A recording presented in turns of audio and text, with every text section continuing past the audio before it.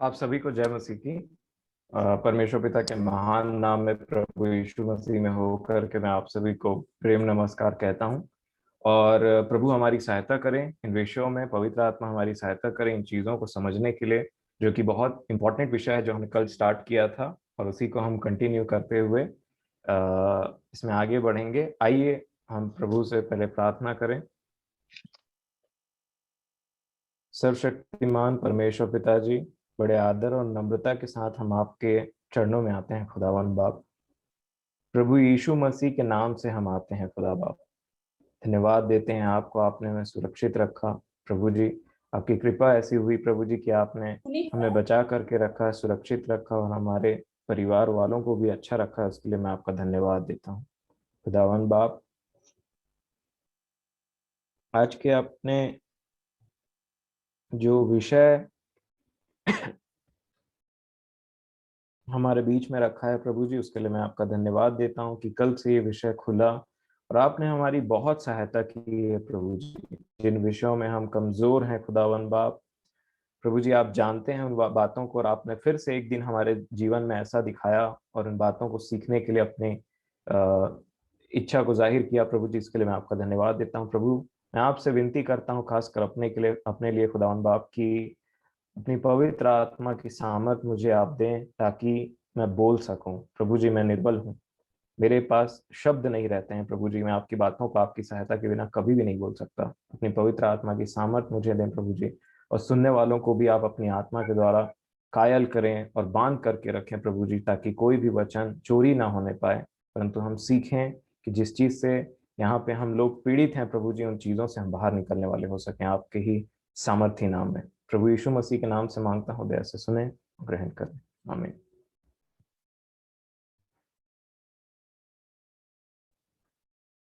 एक बार फिर से आप लोगों के इंटरेस्ट और समय के लिए मैं आपका धन्यवाद देता हूँ। और आइए हम बिना देरी के इस विषय को डिटेल में जानें। पहला कुरिन्थियों 6वां अध्याय और 18 वचन। पहला कुरिन्थियों 6वां अध्याय और 18 वचन। यहाँ इस प्रकार लिखा है, इंग्लिश में लिखा है फ्ली, हिंदी में लिखा है बचे रहो, इंग्लिश में लिखा है फ्ली, भागो, है ना। मैं पढ़ता हूं हिंदी में आपके सामने। पहला कुरिन्थियों 6:18, व्यभिचार से बचे रहो, जितने अन्य पाप मनुष्य करता है वे देह के बाहर हैं, परंतु व्यभिचार करने वाला अपने ही देह के विरुद्ध पाप करता है। ये है इंपॉर्टेंट बात। जितने पाप हैं, व्यभिचार की एक खास बात क्या है कि ये व्यक्ति अपने ही शरीर के अगेंस्ट में करता है। बाकी जितने पाप वो करता है दूसरों के अगेंस्ट में करता है, जितने पाप करता है वो शरीर के बाहर करता है, देह के बाहर करता है, परंतु व्यभिचार एक ऐसा पाप है, महापाप है, जो इंसान अपने शरीर के विरुद्ध में करता है। और जबकि आप देखेंगे तो हम जैसा देख रहे थे कल के दिन में कि व्यभिचार मेरे प्रियो बहुत ही डिसेप्टिव है, बहुत ही डिसेप्टिव है। लगता कुछ और है और होता कुछ और है। आप ध्यान दीजिए, संत पौलुस की इन बातों को आप मिलाइए प्रभु यीशु मसीह की बातों से। प्रभु यीशु मसीह ने क्या कहा? यदि तेरी आंख तुझे ठोकर खिलाए तो उसे निकाल के फेंक दे, हाथ तुझे ठोकर खिलाए तो काट के फेंक दे। मतलब अपने उन अंगों को काट डालो, मार डालो जो तुम्हें ठोकर खिलाते हैं। और पौलुस क्या बोल रहे हैं? जो जितने भी पाप हैं व्यभिचार को छोड़ के मनुष्य बाहर करता है, परंतु व्यभिचार एक ऐसा पाप है जो अपने ही शरीर के अगेंस्ट में करता है। आप सोच सकते हैं ये ऐसा पाप है कि एक्चुअल में व्यभिचार समझ लीजिए एक स्वीट पॉइजन के समान है। और ये ऐसा पाप है, एकमात्र ऐसा पाप जिसको मनुष्य अपने ही शरीर के अगेंस्ट में बार बार करते रहता है। इसीलिए प्रभु यीशु मसीह ने ऐसा कहा, सिर्फ एक ऐसे पाप के बारे में कहा। ये नहीं कहा तेरा हाथ किसी को थप्पड़ मारता है तो काट के फेंक दे, ये नहीं कहा तेरा पैर किसी को लात मारता है, किसी से लड़ाई करता है तो काट के फेंक दे, परंतु कहा यदि तेरा हाथ तुझे ठोकर खिलाएगा विथ रिस्पेक्ट टू व्यभिचार तो उसे काट के फेंक दे, आंख ठोकर खिलाए तो उसे निकाल करके फेंक दे। यहां पे पौलुस यही बात कह, जो भी इंसान पाप करता है वो अपने देह के बाहर करता है, परंतु व्यभिचार एक ऐसा पाप है जो देह के अगेंस्ट में करता है। अब आइए, जो प्रभु ने मुझे सिखाया वो आपके साथ शेयर करने का समय आ गया है। कि मैंने 3 जगह मैं आपको बताता हूं, मैंने देखा 3 नहीं 4 जगह ऐसा लिखा है कि मनुष्य जब पाप करता है, खासकर व्यभिचार के बारे में ये चीज को पॉइंट आउट के कहा गया है कि जब मनुष्य पाप करता है तो वो परमेश्वर के अगेंस्ट में पाप करता है। आप ये बात सोच सकते हैं, जब कभी हम व्यभिचार की तरफ बढ़ते हैं, व्यभिचार करते हैं आंखों से, हाथों से, मनों से, तब हम परमेश्वर के अगेंस्ट में पाप करते रहते हैं। और इसका एग्जाम्पल है, क्यों? क्योंकि लिखा है तुम पवित्र आत्मा का घर हो, तुम उसका मंदिर हो, और जो भी चीजें तुम्हारे अंदर में मसीह वास करता है, तुम्हारे अंदर में पवित्र आत्मा पाप वास करता है, और उसके अगेंस्ट में पाप नहीं करना। और इसका एग्जाम्पल मैं आपको बताना चाहूंगा कि आपको एक व्यक्ति याद होगा, अबीमेलेक, राजा अबीमेलेक। ये उत्पत्ति की पुस्तक में अगर आप देखेंगे तो जब पहली बार एक ऐसा सिचुएशन आया अब्राहम और सारा के सामने में, क्योंकि सारा एक बहुत ही सुंदर स्त्री थी, और अब्राहम को पता था कि अगर हम इस देश से एक देश से पार होने वाले हैं और वहां पे एक राजा है अबीमेलेक, वो सारा को देखेगा तो बोलेगा ये तो बहुत सुंदर है, तो क्यों ना इसके पति को मार दिया जाए और सारा को ले लिया जाए, ठीक है, अपनी पत्नी बना लिया जाए। तो अब्राहम ने क्या बोला वहां पे? अब्राहम ने कहा कि ये मेरी बहन है, और सारा ने क्या कहा? ये मेरा भाई है। और इसीलिए वो राजा जो है उसको ऐसा हुआ कि ठीक है चलो ये तो भाई बहन है, तो मैं तो सारा को अपनी पत्नी होने के लिए ले सकता हूं करके। परंतु परमेश्वर पिता ने उसको वहां पे कुछ बात कहा सपने में आकर के, और उसको हम पढ़ेंगे। उत्पत्ति की पुस्तक 20 अध्याय, थोड़ा जल्दी चलेंगे। उत्पत्ति 20 और उसका 5 वचन से मैं पढ़ूंगा। लिखा है उत्पत्ति 20 अध्याय 5 वचन, क्या उसी ने स्वयं मुझसे नहीं कहा? अबीमेलेक बोलते हैं परमेश्वर पिता से, क्या उसी ने मुझसे स्वयं नहीं कहा वह मेरी बहन है, अब्राहम के विषय में? और उस स्त्री ने आप कहा वह मेरा भाई है। मैंने तो अपने मन की खराई, इंटीग्रिटी ऑफ हार्ट, ये हार्ट का बात फिर से आया है, ध्यान रखेंगे, क्योंकि हमने कल हार्ट के विषय में देखा है ना। वो बोलते हैं मैंने तो अपने मन की खराई और अपने व्यवहार की सच्चाई से यह काम किया। अब देखिए परमेश्वर पिता क्या बोलते हैं। परमेश्वर ने उससे स्वप्न में कहा, हाँ मैं भी जानता हूं कि अपने मन की खराई से तूने यह काम किया है, और मैंने तुझे रोक भी रखा कि तू मेरे विरुद्ध पाप न करे, मेरे विरुद्ध पाप न करे। देखिए व्यभिचार वो अगर करता तो किसके साथ करता? कुछ गलत करता तो किसके साथ करता? एक लेडी के साथ में करता, सारा के साथ में करता। तो बताइए यहाँ पे परमेश्वर पिता कहाँ है? यहाँ अब्राहम है, यहाँ किंगडम है, यहाँ अबीमेलेक की पत्नियां हैं, यहाँ पे सारा है, परंतु यहाँ परमेश्वर पिता कहाँ है? परमेश्वर पिता हैं, यही हमको समझने की जरूरत है। परमेश्वर पिता ने यहाँ पे पहली बार कहा यदि तुम मनुष्यों के साथ में कुछ पाप करते हो, उनके साथ में कुछ ऐसा व्यवहार करते हो व्यभिचार का, तो वो मेरे अगेंस्ट में करते हो। तुमने किया मनुष्य के साथ में, परंतु अगेंस्ट में तुम मेरे विरोधी हो गए। ठीक है, पहला ऐसा एग्जाम्पल। अब आइए यूसुफ की बात सुने तो 39 इसी का, उत्पत्ति 39। अब अगर यूसुफ की बात मैं बोलूं यहाँ पे तो उत्पत्ति 39 अध्याय और उसका 9 वचन। देखिए यूसुफ के मन में कहां से ये बात आई, प्रभु का भय मानने वाला एक व्यक्ति कैसी बात बोलता है पोतीफर की पत्नी को। उत्पत्ति 39 का 9, इस घर में मुझसे बड़ा कोई नहीं, और उसने उसने मतलब तेरे पति ने, और उसने तुझे छोड़, जो उसकी पत्नी है, मुझसे कुछ नहीं रख छोड़ा, इसलिए भला मैं ऐसी दुष्टता करके परमेश्वर का अपराधी क्यों बनूं? अब इसमें परमेश्वर पिता कहाँ है? इसमें तो पोतीफर है, इसमें तो यूसुफ है, इसमें तो पोतीफर की पत्नी है, और इसमें तो व्यभिचार का एक कॉन्सेप्ट आ रहा है, परंतु परमेश्वर पिता कहाँ है? यूसुफ इन सब के बीच में लाते हैं परमेश्वर पिता को। बोलते परमेश्वर पिता है, मैं ऐसी दुष्टता क्यों करूं परमेश्वर पिता के अगेंस्ट में? और वहां पे परमेश्वर पिता ने अबीमेलेक से क्या कहा? इसलिए मैंने तुझे रोक रखा कि तू मेरे अगेंस्ट में पाप मत करे। मेरे अगेंस्ट में। पाप किसके अगेंस्ट में कर रहा है? ना कि अब्राहम, ना कि सारा, परंतु ऊपर कोई है जो देख रहा है। यूसुफ बोलते हैं पोतीफर की पत्नी, मैं तेरे साथ में ऐसा नहीं कर सकता, मैं क्यों ऐसी दुष्टता करूं जो मेरे परमेश्वर की निगाह में गलत है, और मैं क्यों परमेश्वर का अपराधी बनूं? तो अपराधी किसका बन रहा है? परमेश्वर पिता का। भजन संहिता की पुस्तक 51 अध्याय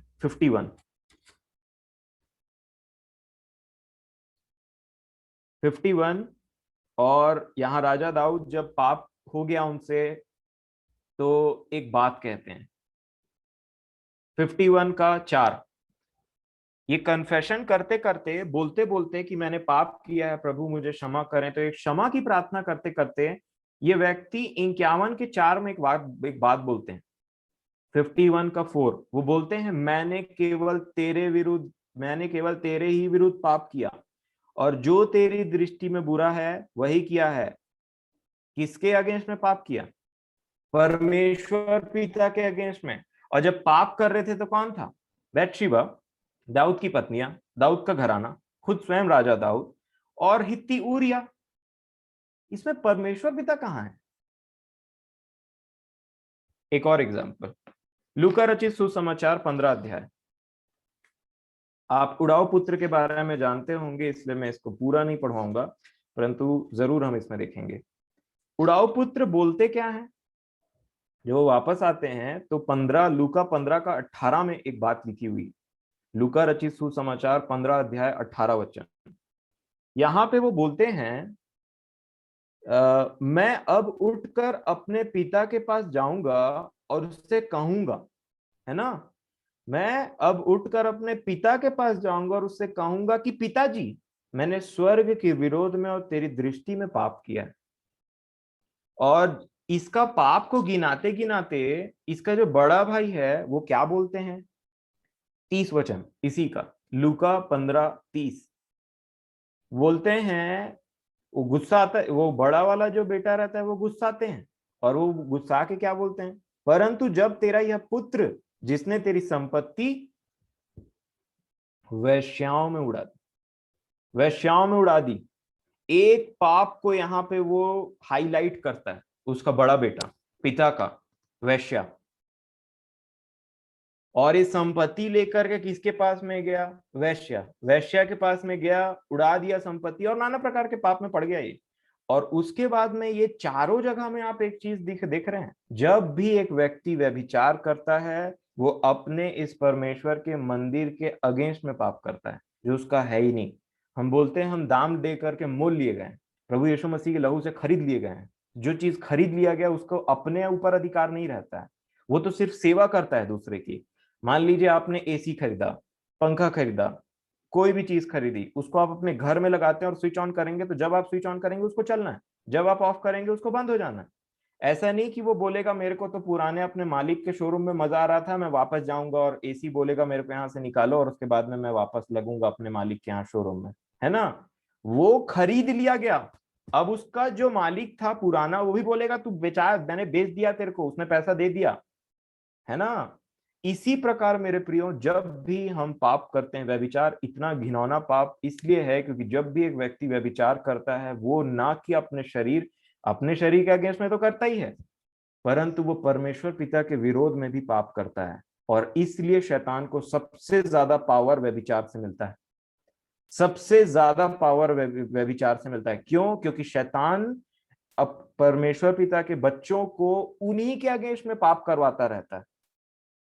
अब देखिए राजा दाऊद कितने प्यारे थे परमेश्वर पिता के, गोलियत को मारा, सब चीजों को करा, राजा बना दिया, कहां चरवाहा से लेकर के राजा बना दिया। परंतु शैतान ने एक वीक पॉइंट को पकड़ करके इन दोनों के बीच में इतना बड़ा गड्ढा बना दिया कि परमेश्वर पिता अपने दास राजा दाऊद से, जिसके विषय में एक टाइम में वो कह रहे थे कि मेरे मन के अनुसार में एक व्यक्ति मुझे मिल गया है ना, उसके अगेंस्ट में परमेश्वर पिता का क्रोध भड़क गया। कौन आ गया इस चीज के बीच में, दोनों के प्रेम में कौन आ गया? ये परमेश्वर पिता और दाऊद का ऐसा रिलेशनशिप अच्छा था, उसको तोड़ने के लिए व्यभिचार, एक स्त्री। और इसलिए मैंने आपको एक पॉइंट बताया था कि नीति वचन निकालेंगे हम, और उसका 5 अध्याय नीति वचन 5 अध्याय और 4 वचन हम पढ़ रहे थे। नीति वचन की पुस्तक 5 अध्याय और 4 वचन। देखिए, ध्यान से सुनिए एक बात को, है ना। जिस प्रकार से परमेश्वर पिता के पास में वचन है जिससे वो अपने लोगों में काम करते हैं, उनका ग्रोथ होता है स्पिरिचुअली। वचन कायल करता है, गांठ गांठ और गूदे गूदे को छेद देता है, ठीक है। परमेश्वर पिता के पास में एक दो धारी तलवार है जिससे वो लिव्यातन का मर्डर करेगा, करते हैं, है ना। लिखा है ना यशायाह 27 में, उस बड़े तलवार से वो लिव्यातन को मारेगा। उसके बाद में यीशु मसीह के लिए क्या लिखा है प्रकाशित वाक्य में, उसके मुंह से दो धारी तलवार निकलती है और वही शैतान को खत्म करेगा। और हम भी जानते हैं हमारे पास में एक दो धारी तलवार है जिससे हम लड़ाई करते हैं। और आपको मैं बताऊं, शैतान के पास में भी, शैतान के पास में भी, क्योंकि वो जस्ट कॉपी करता है परमेश्वर पिता को, उसके पास में भी दो धारी तलवार है। शायद सुनकर के आज को अजीब अजीब लगे, लेकिन इसको आज आपको जानना बहुत जरूरी है। जिस प्रकार परमेश्वर पिता का दो धारी तलवार काम करता है, एग्जैक्टली शैतान के पास में भी दो धारी तलवार है, परमेश्वर पिता के अगेंस्ट, परमेश्वर पिता के लोगों के अगेंस्ट काम करने के लिए।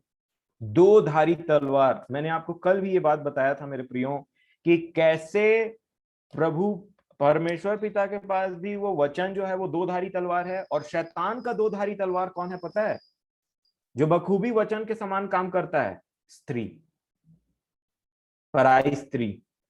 और इसको मैं कल भी बता रहा था, आज भी मैं बताना जरूरी समझता हूं। नीति वचन 5 और 4 में लिखा है, परंतु देखिए 3 से मैं पढ़ता हूं, क्योंकि पराई स्त्री के होठों से मधु टपकता है और उसकी बातें तेल से भी अधिक चिकनी होती हैं, परंतु इसका परिणाम, रिजल्ट, नागदौना सा कड़वा और दो धारी तलवार सा पैना होता है।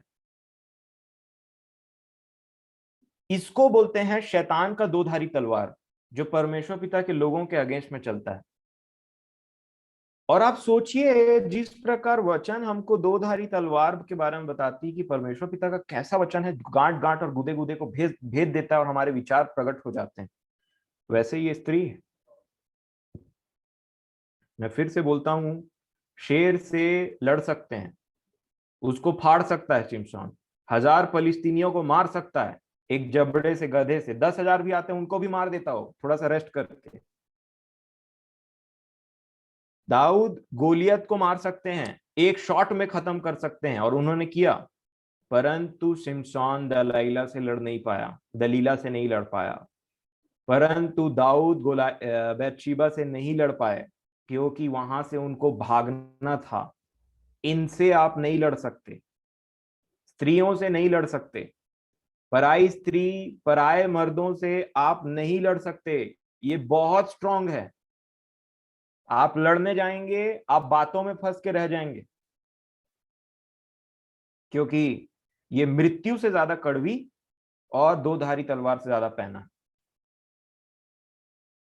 मैं समझता हूं कि आप ये इंट्रोडक्शन इस चीज के लिए काफी होगा। अब मैं इसके दूसरे पार्ट में आना चाहता हूं मेरे प्रियो। देखिए, एक ऐसी चीज है जो आपको लग रहा है परंतु है नहीं, ठीक है। कैसे? इसको बोलते हैं डिसेप्टिव। आप पढ़े होंगे कि ये जो नीति वचन के आखिरी में हम एक बात पढ़ते हैं, 31 के 30 में, एक बात नीति वचन की पुस्तक बोलते बोलते खत्म होती, शोभा तो झूठी और सुंदरता व्यर्थ है, परंतु जो स्त्री यहोवा का भय मानती है उसकी प्रशंसा की जाएगी।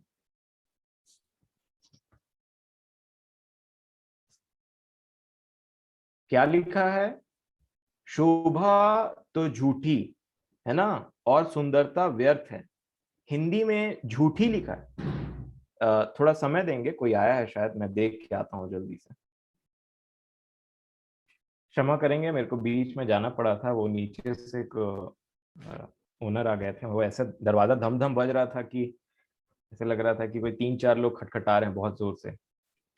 तो यहाँ पे मैं आपको बता रहा था मेरे प्रियो कि चार्म इज, ये शोभा तो झूठी है, चार्म इज डिसेप्टिव।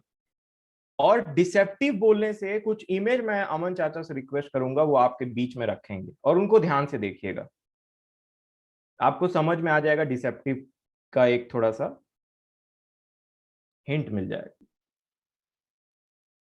देखिए, ध्यान से देखिएगा इन इमेजेस को।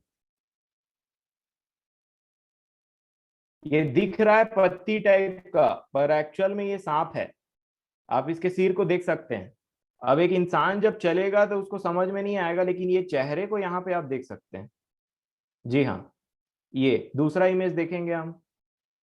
ये देखिए क्या लिखा है कि इसमें कोई अचंभे की बात नहीं है कि शैतान अपने आप को स्वर्गदूत के समान में कर लेता है। ये जो देख लीजिए आप, ये कैसे है।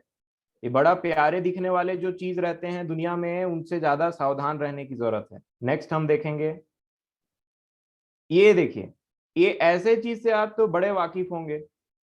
आजकल जो फोटोशॉप होता है, आपने ध्यान दिया होगा जब आप ये पासपोर्ट साइज फोटो खिंचाने के लिए जाते हैं, तो कई बार हमारे चेहरे में कुछ काला यहाँ लगा है, कुछ दाग यहाँ लगा है, तो अगला बोलता है कि वो फोटोशॉप वाले से बोलता है इसको निकाल दो, ये काला काला यहाँ नहीं रहना चाहिए, हट सकेगा क्या। तो अगला भी कलाकारी दिखा के निकाल देता है नीचे की रेखाओं को। वो जो थोड़ा सा ब्लैक सर्कल, डार्क सर्कल, ये सब रहता है, थोड़ा सा बोलते हैं और एक गोरा कर दो। और जो है नहीं उसको देख करके हम, जब हमको वो लिपाई पुताई कर देता है और थोड़ा सा गोरा बना दिया, थोड़ा सा चेहरा लंबा बना दिया, ये सब कर दिया, उससे हम बड़े खुश हो जाते हैं। अरे वो दाग हट गया चेहरे का, अरे अब हम ऐसे दिख रहे हैं। वो एक्चुअल में हम रहते नहीं हैं, परंतु हमको वैसा दिखाया जाता है। आज बहुत से, चाहे आप ये हॉलीवुड बॉलीवुड, चाहे इवन नॉर्मल लोगों में आप बात करिए, कोई भी इंसान अपने फोटो को खींचने के बाद उसको टचअप जरूर देता है आजकल। देखिएगा आप, एक्चुअल में वो दिखता वैसे नहीं है या दिखती वैसी नहीं है, परंतु डिसेप्टिव। आजकल की ब्यूटी आधा से ज्यादा यही है कुछ और दिख कुछ और रहा है। नेक्स्ट हम देखेंगे। हाँ, ये आपको क्या दिख रहा है, आपको पेड़ टाइप दिख रहा होगा, है ना। पर यहाँ बीच में देखिए, ये उल्लू है। ये है उल्लू, बीच में बैठा हुआ है। हाँ, ये बीचों बीच, पता नहीं चल रहा है लेकिन है। पास जाएंगे तो पता चलेगा। उसके बाद हम फोटो देखेंगे जल्दी से।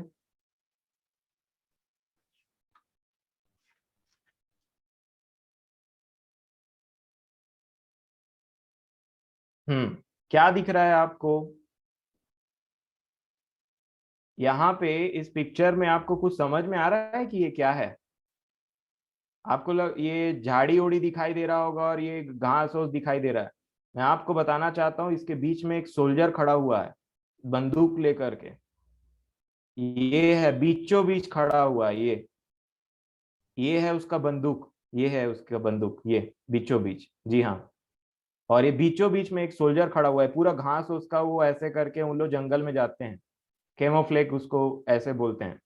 डिसेप्टिव, जैसे ही दुश्मन सामने आएगा ये बंदूक रखा हुआ है, खत्म खेल। और दुश्मन, आप मान लीजिए हम ऐसी सामने चल रहे हैं तो इसको, आपको पता चलेगा कि ये व्यक्ति ऐसा है करके, यहाँ पे ऐसे करके लेकर के खड़ा हुआ है। तो ये सब बातें। अब वचन में आ जाएंगे हम।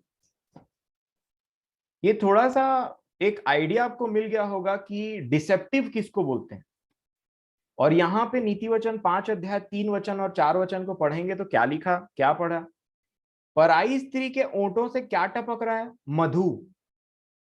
और उसकी बातें तेल से भी अधिक चिकनी होती है। अब थोड़ा सा अपने इमेजिनेशन पावर को काम में लाइए प्रभु की दया से। थोड़ा सोचिए कि मधु और तेल कहाँ, कैसे हैं। ठीक है, हमने सबको देखा है, तेल और मधु हम सब जानते हैं। एकदम अच्छा टेस्ट लगने वाला और अच्छा सा, मतलब तेल अच्छा सुगंध वाला। ये अगर मैं बोलूं, वो आप जो सिर में तेल लगाते हैं वो तलवार है, और आप जो मधु खा रहे हैं वो जहर है। कुछ ऐसे ही टाइप का डिसेप्शन है। दिख रहा मधु है ना, लगाने में लग रहा है तेल, परंतु है कैसा, पढ़ेंगे अब नीति वचन 5 का 3 और 4। क्योंकि पराई स्त्री के ओंठों से मधु टपकता है और उसकी बातें तेल से भी अधिक चिकनी है, मधु और तेल। बट एक्चुअल में क्या है, 4 में लिखा है, परंतु इसका परिणाम नाग दौना सा कड़वा और दो धारी तलवार सा पैना होता है। एक्चुअल में जो मधु था वो नाग दौना सा कड़वा है, और जो तेल की चुपनी चिकनी चुपड़ी बातें दिखाई दे रही थी वो है दो धारी तलवार से पैनी। अब मैं और आप इसमें समझ सकते हैं मेरे प्रियो कि ये किस तरीके की बातें हैं। दिखाई कुछ और देना और एक्चुअल में होना कुछ और। इसीलिए क्या कहा वहां पे नीति वचन 31 का 30 में, चार्म इज डिसीटफुल, सुंदरता शोभा तो झूठी है, झूठ है। जो दिख रहा है वो झूठ है, गलत है, बेईमानी है। जो बातें सुनने में आ रही है वो बेईमान है। जो लड़कियां वो बात करती हैं, जो औरतें बात करती हैं, जो लड़के बात करते हैं, जो मर्द बात करते हैं, और किसका इस्तेमाल करें, कभी फोन में, कभी मैसेजेस में, बड़े प्रेम से बात करते रहेंगे, बड़े एकदम ऐसे लगता है। अब देखिए लोग इसमें फंसते क्यों है, खासकर शादीशुदा लोग। उनको लगता है हमारी बीवी तो दिन भर बोलते रहती है कि जाओ आलू ले आओ, प्याज ले आओ, और ये तुमको दिखाई नहीं देता, ये सब कम हो गया, ये वो है। ये सब रियल बातें सुनने में मजा नहीं आता। तो सुनेगा कौन? वो स्त्री की बातें जो बड़े प्रेम से बात करती हैं। मैं आपको फिर बताता हूं, अधिकतर जो बच्चों का बुद्धि खुला नहीं रहता है उनको दूसरे के माँ बाप अच्छे लगते हैं। अधिकतर उनको लगता है कि दूसरे के माँ बाप बहुत अच्छे हैं क्योंकि बहुत प्रेम से रखते हैं, जब भी जाओ चॉकलेट दे देते हैं, और एक आध 2 घंटे के लिए जाओ तो बड़े प्रेम से अपने घर में बैठा देते हैं। अपने माँ बाप से उनको थोड़ा सा ऐसा, जब वो दूसरे को देखते हैं कि कितने अच्छे माँ, तो कई बच्चे तो बोल भी डाल देते हैं, काश मेरे माँ बाप ये होते।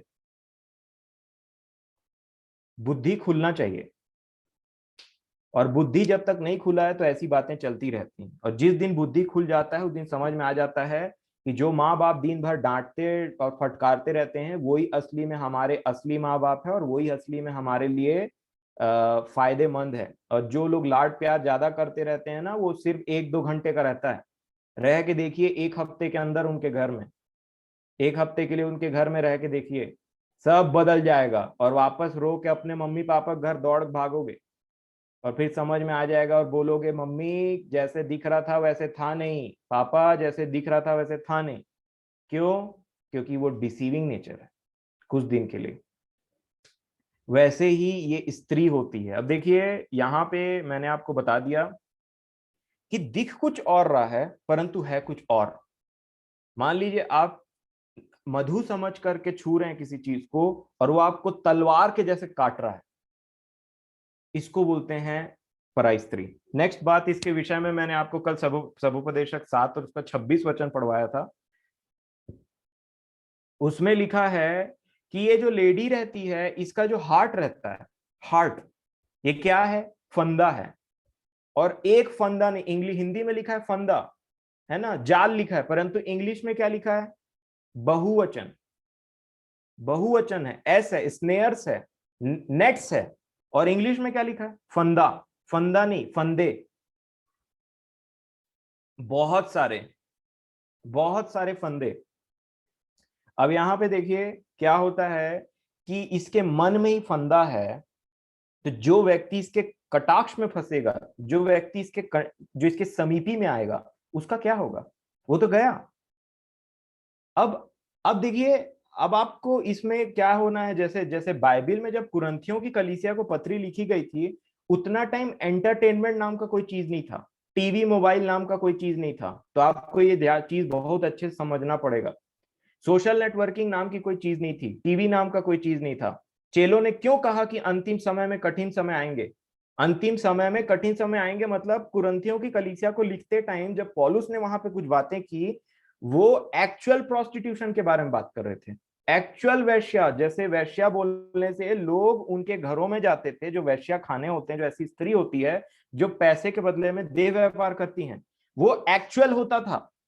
पॉलुस नहीं बोल रहे थे टीवी टेलीविजन के बारे में, परंतु आज क्या है? वो आप टीवी खोलिए और वो है वहां, आप मोबाइल खोलिए वो है वहां, ऑलरेडी दे आर वेटिंग।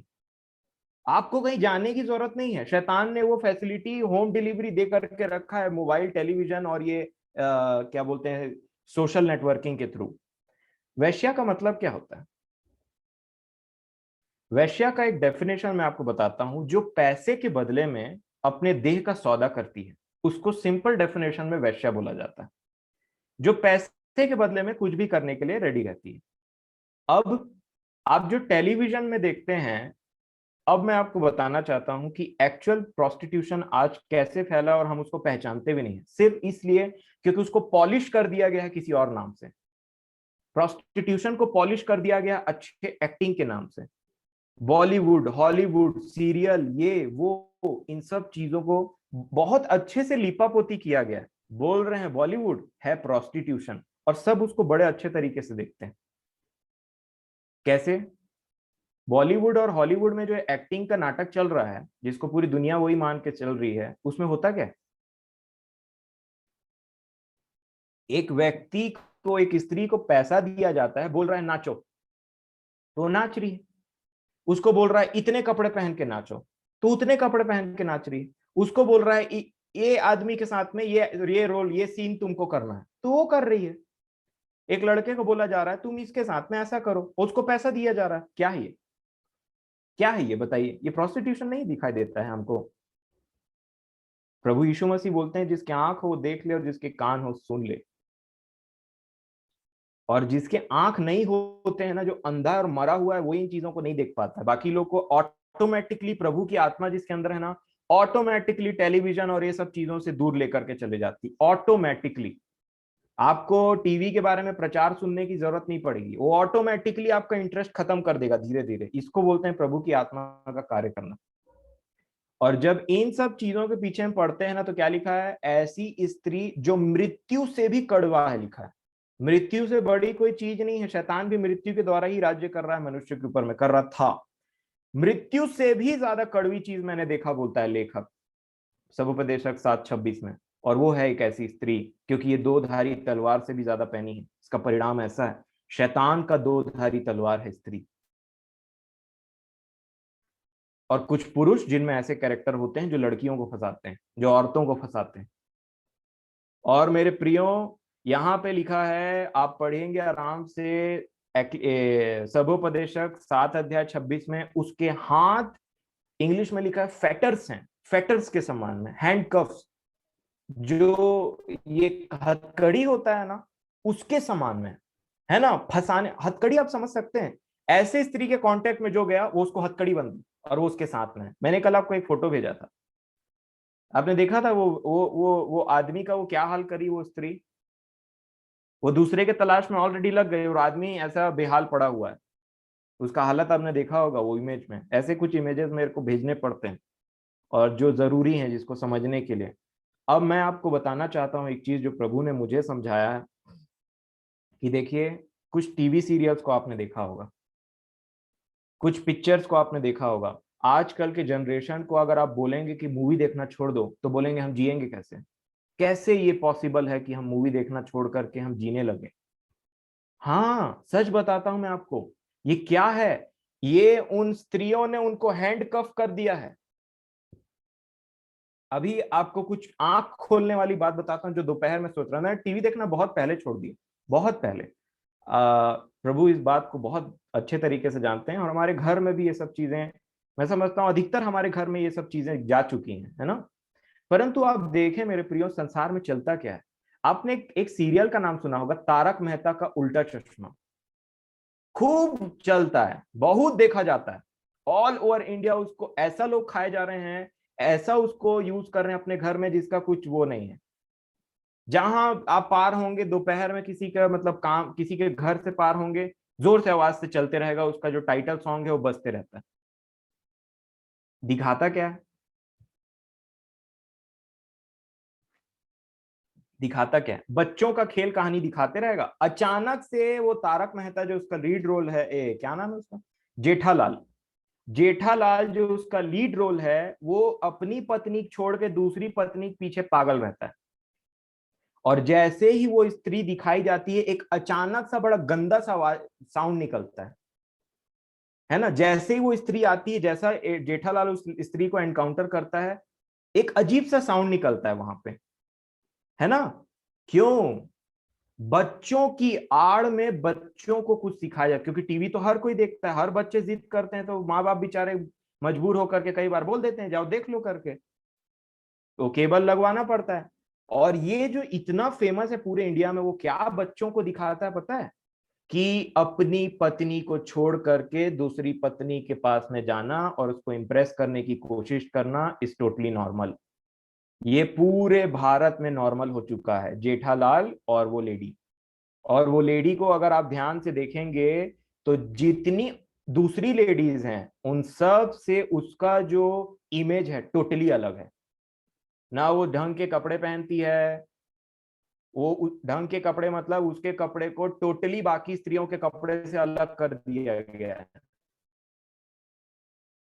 उसके बाद में आप देखिए क्या दिखाता है, उसके शरीर का बनावट टोटली अलग है और इसीलिए उसको अलग तरीके के कपड़े पहना जाते हैं और इसीलिए जेठालाल उसके पीछे पागल है। अब आपको लग रहा हो ये सब क्या बातें हैं, मैं एकदम प्रैक्टिकल बात कर रहा हूं जो हमारे भारत देश में हमारे मसीहों के ऊपर में अटैक करती। नहीं तो मैं थ्योरी बहुत बोल सकता हूँ, आप यकीन करिए थ्योरी मेरे पास बोलने के लिए बहुत है, परंतु जब मैं इन बातों को मैं अचानक से मैं बोला मैं तो ये चीज देखता भी नहीं हूँ प्रभु जी, ये सब बातें मेरे पास में कहाँ से आ रही हैं। मैं आज दोपहर में बैठा हुआ था और अचानक से ये बात आ गई कि पूरे देश में क्या चल रहा है और किन सब चीजों के लिए लोग पागल हैं। एक और वो सीरियल है ना भाभी जी घर पर हैं, ये बहुत पहले आता था, पता नहीं आज क्या है इसका सिचुएशन। लिखा बोलता है भाभी जी घर पर हैं, दो पति पत्नी हैं और दोनों पति एक दूसरे की पत्नी के पीछे में पड़े हुए हैं। वो उसके घर में जाके बोलता है भाभी जी घर पर हैं क्या, ये इसके घर में जाके बोल रहा है भाभी जी घर पर हैं क्या।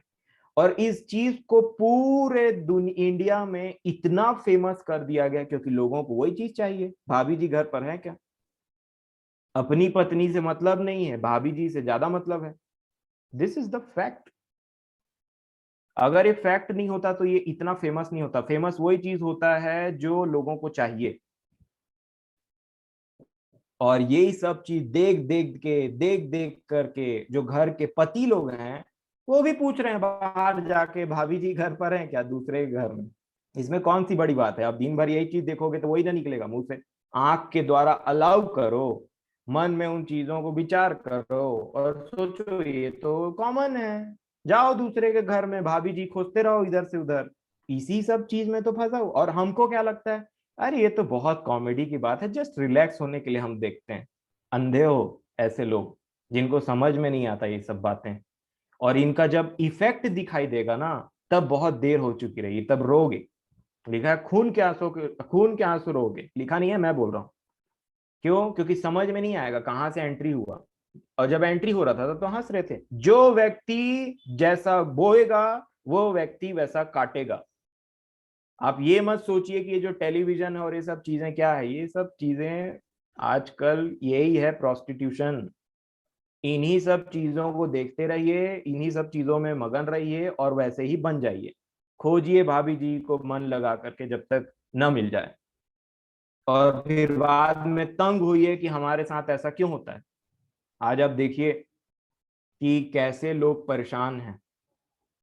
मैं आपको एक वार्निंग देना चाहता हूं सबको, जितने भोले लोग हैं खासकर। बाइबल बोलती है कि भोले लोगों मेरे पास आओ और बुद्धि प्राप्त करो। एक्चुअल में भोले बोलने से जोजुए, जो समझते नहीं सहे बुरे को, वो जोजुआ उनके लिए सही वर्ड है। जो जोजुए हैं जिनको दिखाई नहीं देता, समझ नहीं आता, जिनको ऐसा लगता है अरे चाकू से मेरा हाथ कट गया, फिर अगले दिन अरे फिर से हाथ मेरे कट गया। अरे चाकू है काटने के लिए बना है, कटेगा। इसको बोलते हैं जोजुए, जो डेली एक काम कर रहे हैं और डेली वही चीजों को भुगतते रहते हैं। सीधे बहुत अच्छा शब्द इस्तेमाल किया बाइबल में, इसलिए हमको समझ नहीं आता। और छत्तीसगढ़ी में कुछ बहुत इंपॉर्टेंट शब्द हैं जो एग्जैक्टली हमको समझ में आती क्योंकि हम छत्तीसगढ़ी हैं। इसीलिए इसको बोलिए जोजुए, ये सीधे और भोले नहीं है ना। अब देखिए वार्निंग क्या दिया गया है। ऐसी स्त्रियों के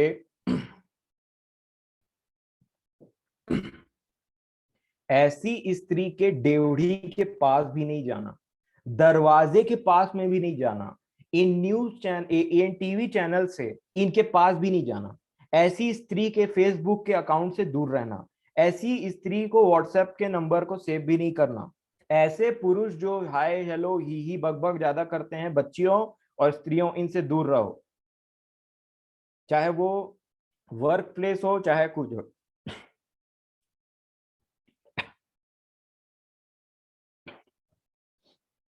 चाहे वो वर्क प्लेस हो चाहे वो घर हो चाहे पड़ोस हो चाहे चर्च हो चाहे कॉलेज हो स्कूल हो कुछ भी हो, ऐसे लड़कों से ऐसी स्त्रियों से बहुत दूर रहना। मेरे प्रियो आप सोचिए आप बाइबल पढ़ने वाले हैं, प्रभु को जानने वाले हैं, इतना सब चीज प्रभु ने हमको भर भर के दिया। कितना मुश्किल लगता है ये सब चीजों को जीने में। ऐसे लगता है प्रभु जी बहुत तकलीफ होती है, आपकी आत्मा के बिना मैं कैसे जीऊंगा, मैं कैसे जीऊंगी।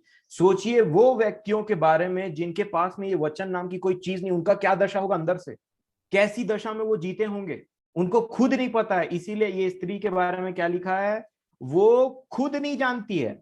ये 5:6 में क्या लिखा है नीति वचन, इसलिए उसे जीवन का समथर पथ नहीं मिल पाता है। उसके घर की दशा तो वही जाने। ऐसी स्त्रियों की घर की दशा तो नरक से कम नहीं है, जो इस प्रकार का भावना रखती है। इसलिए उसको जीवन का समथर पथ नहीं मिल पाता, उसके चाल चलन में चंचलता है, परंतु वो आप इस बात को नहीं जानते। आप जानते हैं, प्रभु ने प्रकट किया है। आज बहुत सारे ऐसे लड़के और लड़की जमाने में हैं जो बहुत जल्दी फ्रेंडशिप और हुकिंग करते हैं। बहुत जल्दी आपको मैसेज भेजेंगे, बोलेंगे चलो हम थोड़ा व्हाट्सएप चैट करेंगे, फिर स्टार्ट कैसे बातों से करते हैं, आपका फेवरेट हीरो कौन है, आपका डेट ऑफ बर्थ क्या है, आपका ये क्या है, आपका वो क्या है। और अधिकतर ऐसे लोगों को ऐसे फालतू दोस्त ही मिलाएंगे आपके से। जो ये लटर शटर दोस्त रहते हैं ना आपके जो फ्रेंड सर्कल में, वो ही इंट्रोड्यूस कराते हैं ऐसे लड़के और लड़कियों को आपसे। तो जवान बहुत सावधान रहिए आप, नहीं तो इसमें बहुत गंदे तरीके से आप फंसेंगे। खासकर ये दोनों से, अन्य जाति से भी और मसीही लोगों से भी, जो सिर्फ आपके चर्च में मिल रहे हैं और बहुत जल्दी फ्रेंडशिप करने की कोशिश कर रहे हैं। बहुत सावधान रहिएगा। ये मत समझ लीजिएगा कि चर्च में है या प्रीच करता है या प्रीच करती है या गाना गाती है जवान सभा में तो वो लोग बहुत ज्यादा धर्मी हैं। नहीं, एकदम दूर रहिए, नहीं तो आप बहुत बड़ी मुसीबत में फंस जाएंगे और आपका स्पिरिचुअल ग्रोथ एकदम से ठप हो जाएगा। नहीं है तो करके देख लो। एक पहला कुरिन्थियों 6वां अध्याय और 13 वचन से लेकर के 20 वचन तक आप आराम से पढ़िएगा। मैं इसका सार बताता हूं क्योंकि ज्यादा लंबा नहीं करूंगा। अब देखिए, ऐसी स्त्री या ऐसे पुरुष के पास में, खासकर स्त्री है परंतु महिलाओं के लिए पुरुष और कोई लड़का भी हो सकता है, ऐसी स्त्री, ठीक है, के साथ में एक बार इंसान फंस जाता है ना, तो क्या लिखा है, उसके डेवढ़ी के पास में भी मत जाना। क्योंकि तुम दरवाजे के पास में चले भी गए ना तो याद रखो उसका दरवाजा खुलता अंदर नरक की तरफ है। टोटली तुम नरक में फिसले, एकदम स्लाइडिंग है, उसके बाद में फिसलते फिसलते कोई वापस आने का चांस बहुत कम हो जाता है। इसीलिए सब बातों को जानने के बाद में भी कई लोग ना ऐसे लड़के और ऐसे लड़कियों, ऐसे आदमी और ऐसे औरतों के साथ में कई बार हम फंस जाते हैं, क्योंकि वो बहुत ही फिसलन भरा जीवन रहता है। और यहाँ पे क्या लिखा है, पहला कुरिन्थियों और 6वां अध्याय और 13 वचन से 20 वचन, इसमें पौलुस बोलते हैं कि जो शरीर है वो प्रभु के लिए है और प्रभु है वो शरीर के लिए है ना। हमारा जो शरीर दिया है हमारे यीशु मसीह ने, हमारे परमेश्वर पिता ने, वो हमारे पवित्र आत्मा, वो प्रभु के पवित्र आत्मा के रहने का निवास है। कोई टेम्पल में ऐसा कैसे कर सकता है। और ये आप नहीं है, वो दुष्ट आत्माएं हैं जो आपको विवश करती हैं ऐसा करने के लिए। और इस बात को समझना पड़ेगा। पौलुस बोलते हैं शरीर मसीह के लिए, प्रभु के लिए, और प्रभु शरीर के लिए है, दोनों एक दूसरे के लिए। फिर वो बोलते हैं क्या मैं इस देह को लेकर के वैश्या इस देह के अंग को वैश्या का अंग बनाऊं। नेवर लिखा है, कभी नहीं, कदापि नहीं। एकदम करंट के समान वो एक बात बोलते हैं, नेवर, नेवर, कभी नहीं।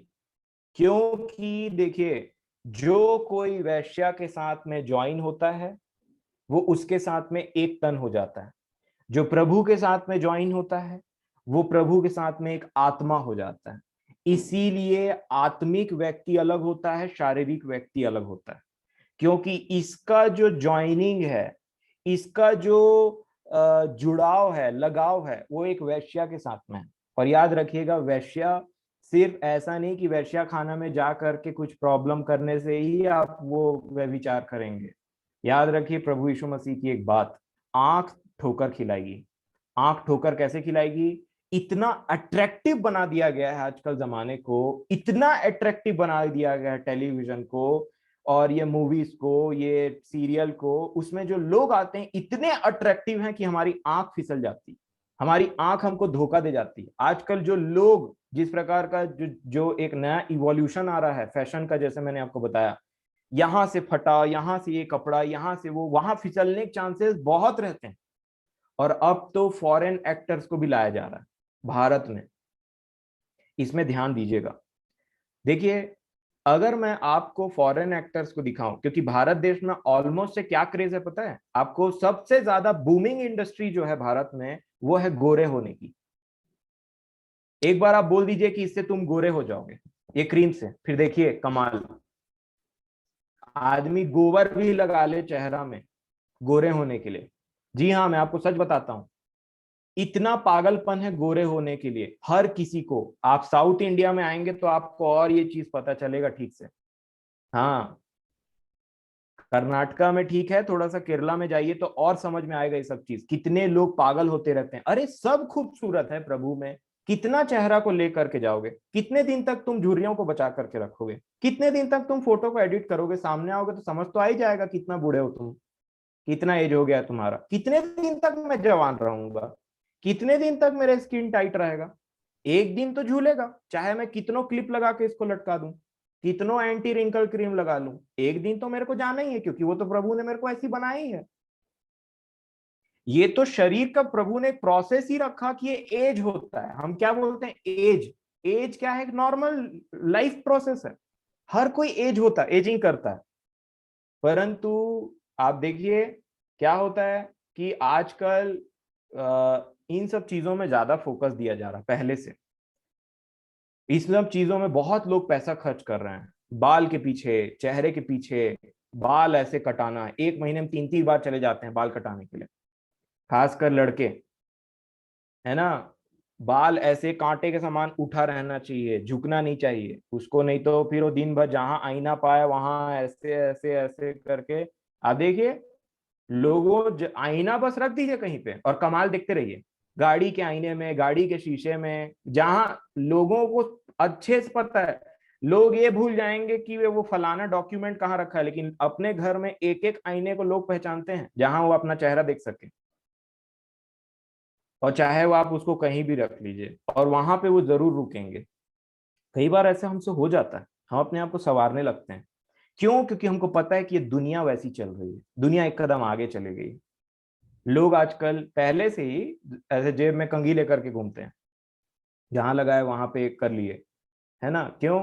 देखिए, कई बार मीटिंग वूटिंग में जाना है तो वो आपके ऊपर, कॉन्शियस के ऊपर डिपेंड करता है। मैं आपको बस ये बता रहा हूँ कि क्या चल रहा है दुनिया में, है ना। मैं किसी चीज को गलत सही नहीं बोल रहा हूँ, वो आपके ऊपर है, आप जिस चीज को गलत सही बोलते हैं। मैं किसी चीज के ऊपर मैं उंगली नहीं उठा रहा हूँ, पर मैं आपको ये बताना चाह रहा हूँ, अगर हमारे देश में ऑलरेडी गोरेपन का इतना नाटक चल रहा है, इतने लोग पागल हैं, और ऐसे में आपको मैं बोलूं कि कोई विदेशी एक्टर को आपको दिखाया जा रहा है, हॉलीवुड के मूवीज इतने बूमिंग कर रहे हैं इंडिया में, ठीक है, इतना उनमें फोकस दिया जा रहा है, तो बच्चों का लगाव कहां से नॉर्मल इंसान के ऊपर में होगा?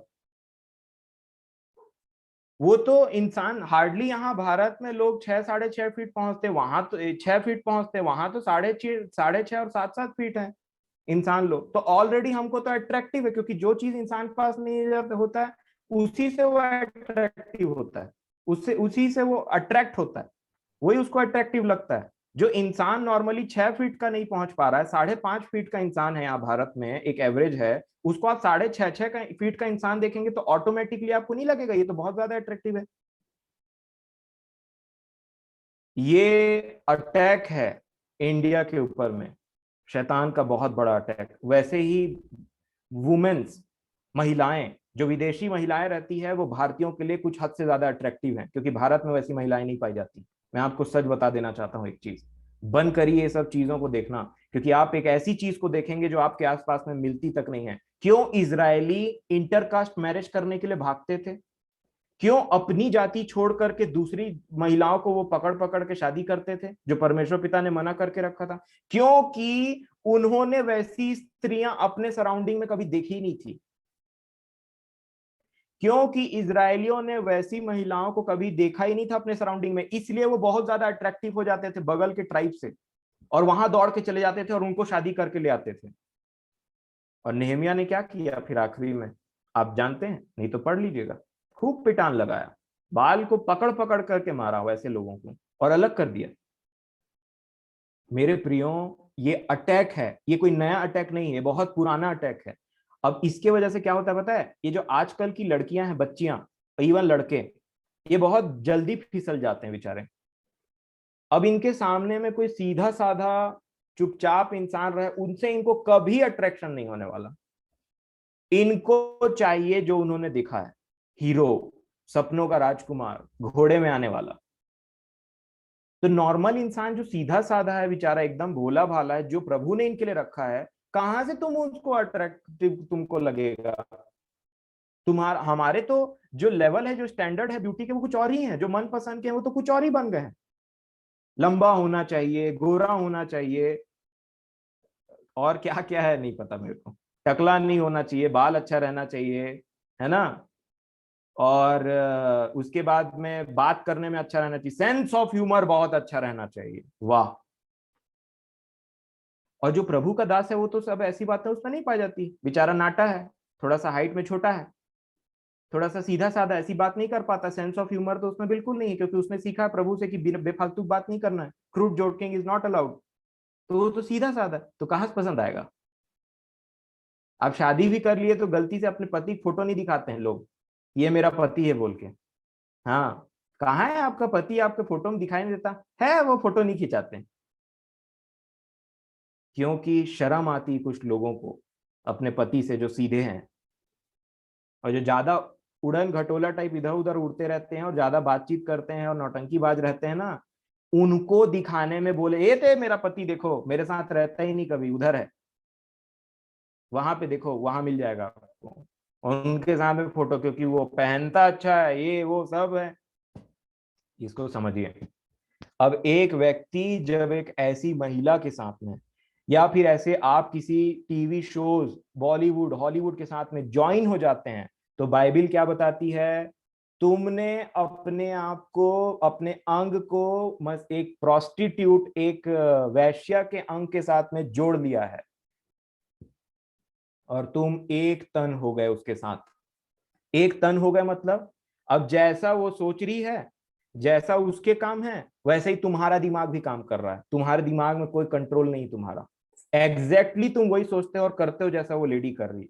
क्योंकि क्या लिखा है, जो किसी वैश्या के साथ ज्वाइन हो जाता है वो उसके साथ एक तन हो जाता है, और एक तन वाला व्यक्ति एक ही डायरेक्शन में सोचता है। परंतु जो अपने प्रभु के साथ में ज्वाइन होता है, ऐसी संगतियों, ऐसी घटियापंथी को छोड़ करके, वो प्रभु के साथ एक आत्मा हो जाता है मेरे प्रियो। और इसमें फोकस रखना है। जब हम किसी ऐसे चीज के साथ में जुड़ जाते हैं जो वैश्या कहला जाता है, चाहे वो मेल हो चाहे वो फीमेल हो, तब देखेंगे आपका अपने दिमाग से कंट्रोल गायब होने लग जाएगा, क्योंकि आपने किसी चीज को अलाउ किया है। ऐसा ऐसा रखा कि डस्टबिन है भाई, खोल दे, जो डालना है डाल दे, जो दिखाना है दिखा दे। It is not. ये हमेशा से ऐसा नहीं है कि जो आप देखते हो, बात करते हो, संगति नहीं होती। सॉरी, जो आप बात करते हो, जिनके साथ रहते हो, वो संगति नहीं होती, परंतु आप जो देखते हो उसके साथ भी हम संगति करते हैं। और यही वो बताना चाह रहे थे, जो परमेश्वर, जो प्रभु के साथ एक आत्मा हो जाता है, उसकी आत्मा प्रभु के समान सोचती है। जो वैश्या के संग एक शरीर हो जाता है, मेल मिलाप कर लेता है, उसकी आत्मा, जो उसका जो बुद्धि है, दिमाग है, शरीर है, वो उस प्रोस्टिट्यूट के साथ में एक हो जाता है, उस वैश्या के साथ में एक हो जाता है। और इसीलिए हम कई बार परेशान रहते हैं कि काहे हम ऐसी बातों को सोच रहे हैं, काहे हम ऐसा कर रहे हैं, क्यों हमारे साथ ऐसा हो रहा है। रूट कॉज को पकड़िए। बार बार अगर आप ऊपर से छटाई करेंगे उन पेड़ों का और उन पत्तियों का, तो याद रखें, जड़ नहीं खत्म हुआ है, वो फिर से उग जाएगा। थोड़े दिन के लिए आप शांत रहेंगे, लेकिन फिर से उग जाएगा, मैं इसमें आऊंगा।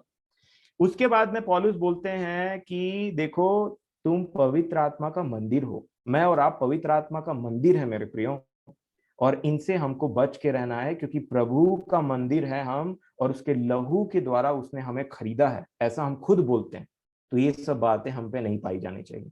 अब मैं इसको थोड़ा सा शॉर्ट करूंगा यहाँ पे, कि एक मैसेज मैं जवानों के लिए फिर से एक बार देना चाहता हूँ। देखो भाइयों और बहनों, कि आप ऐसा मत सोचिए कि आपका एज छोटा है और आप इन सब चीजों में नहीं पढ़े, या फिर आपके लिए ये सब चीजें इक्वली इंपॉर्टेंट नहीं है।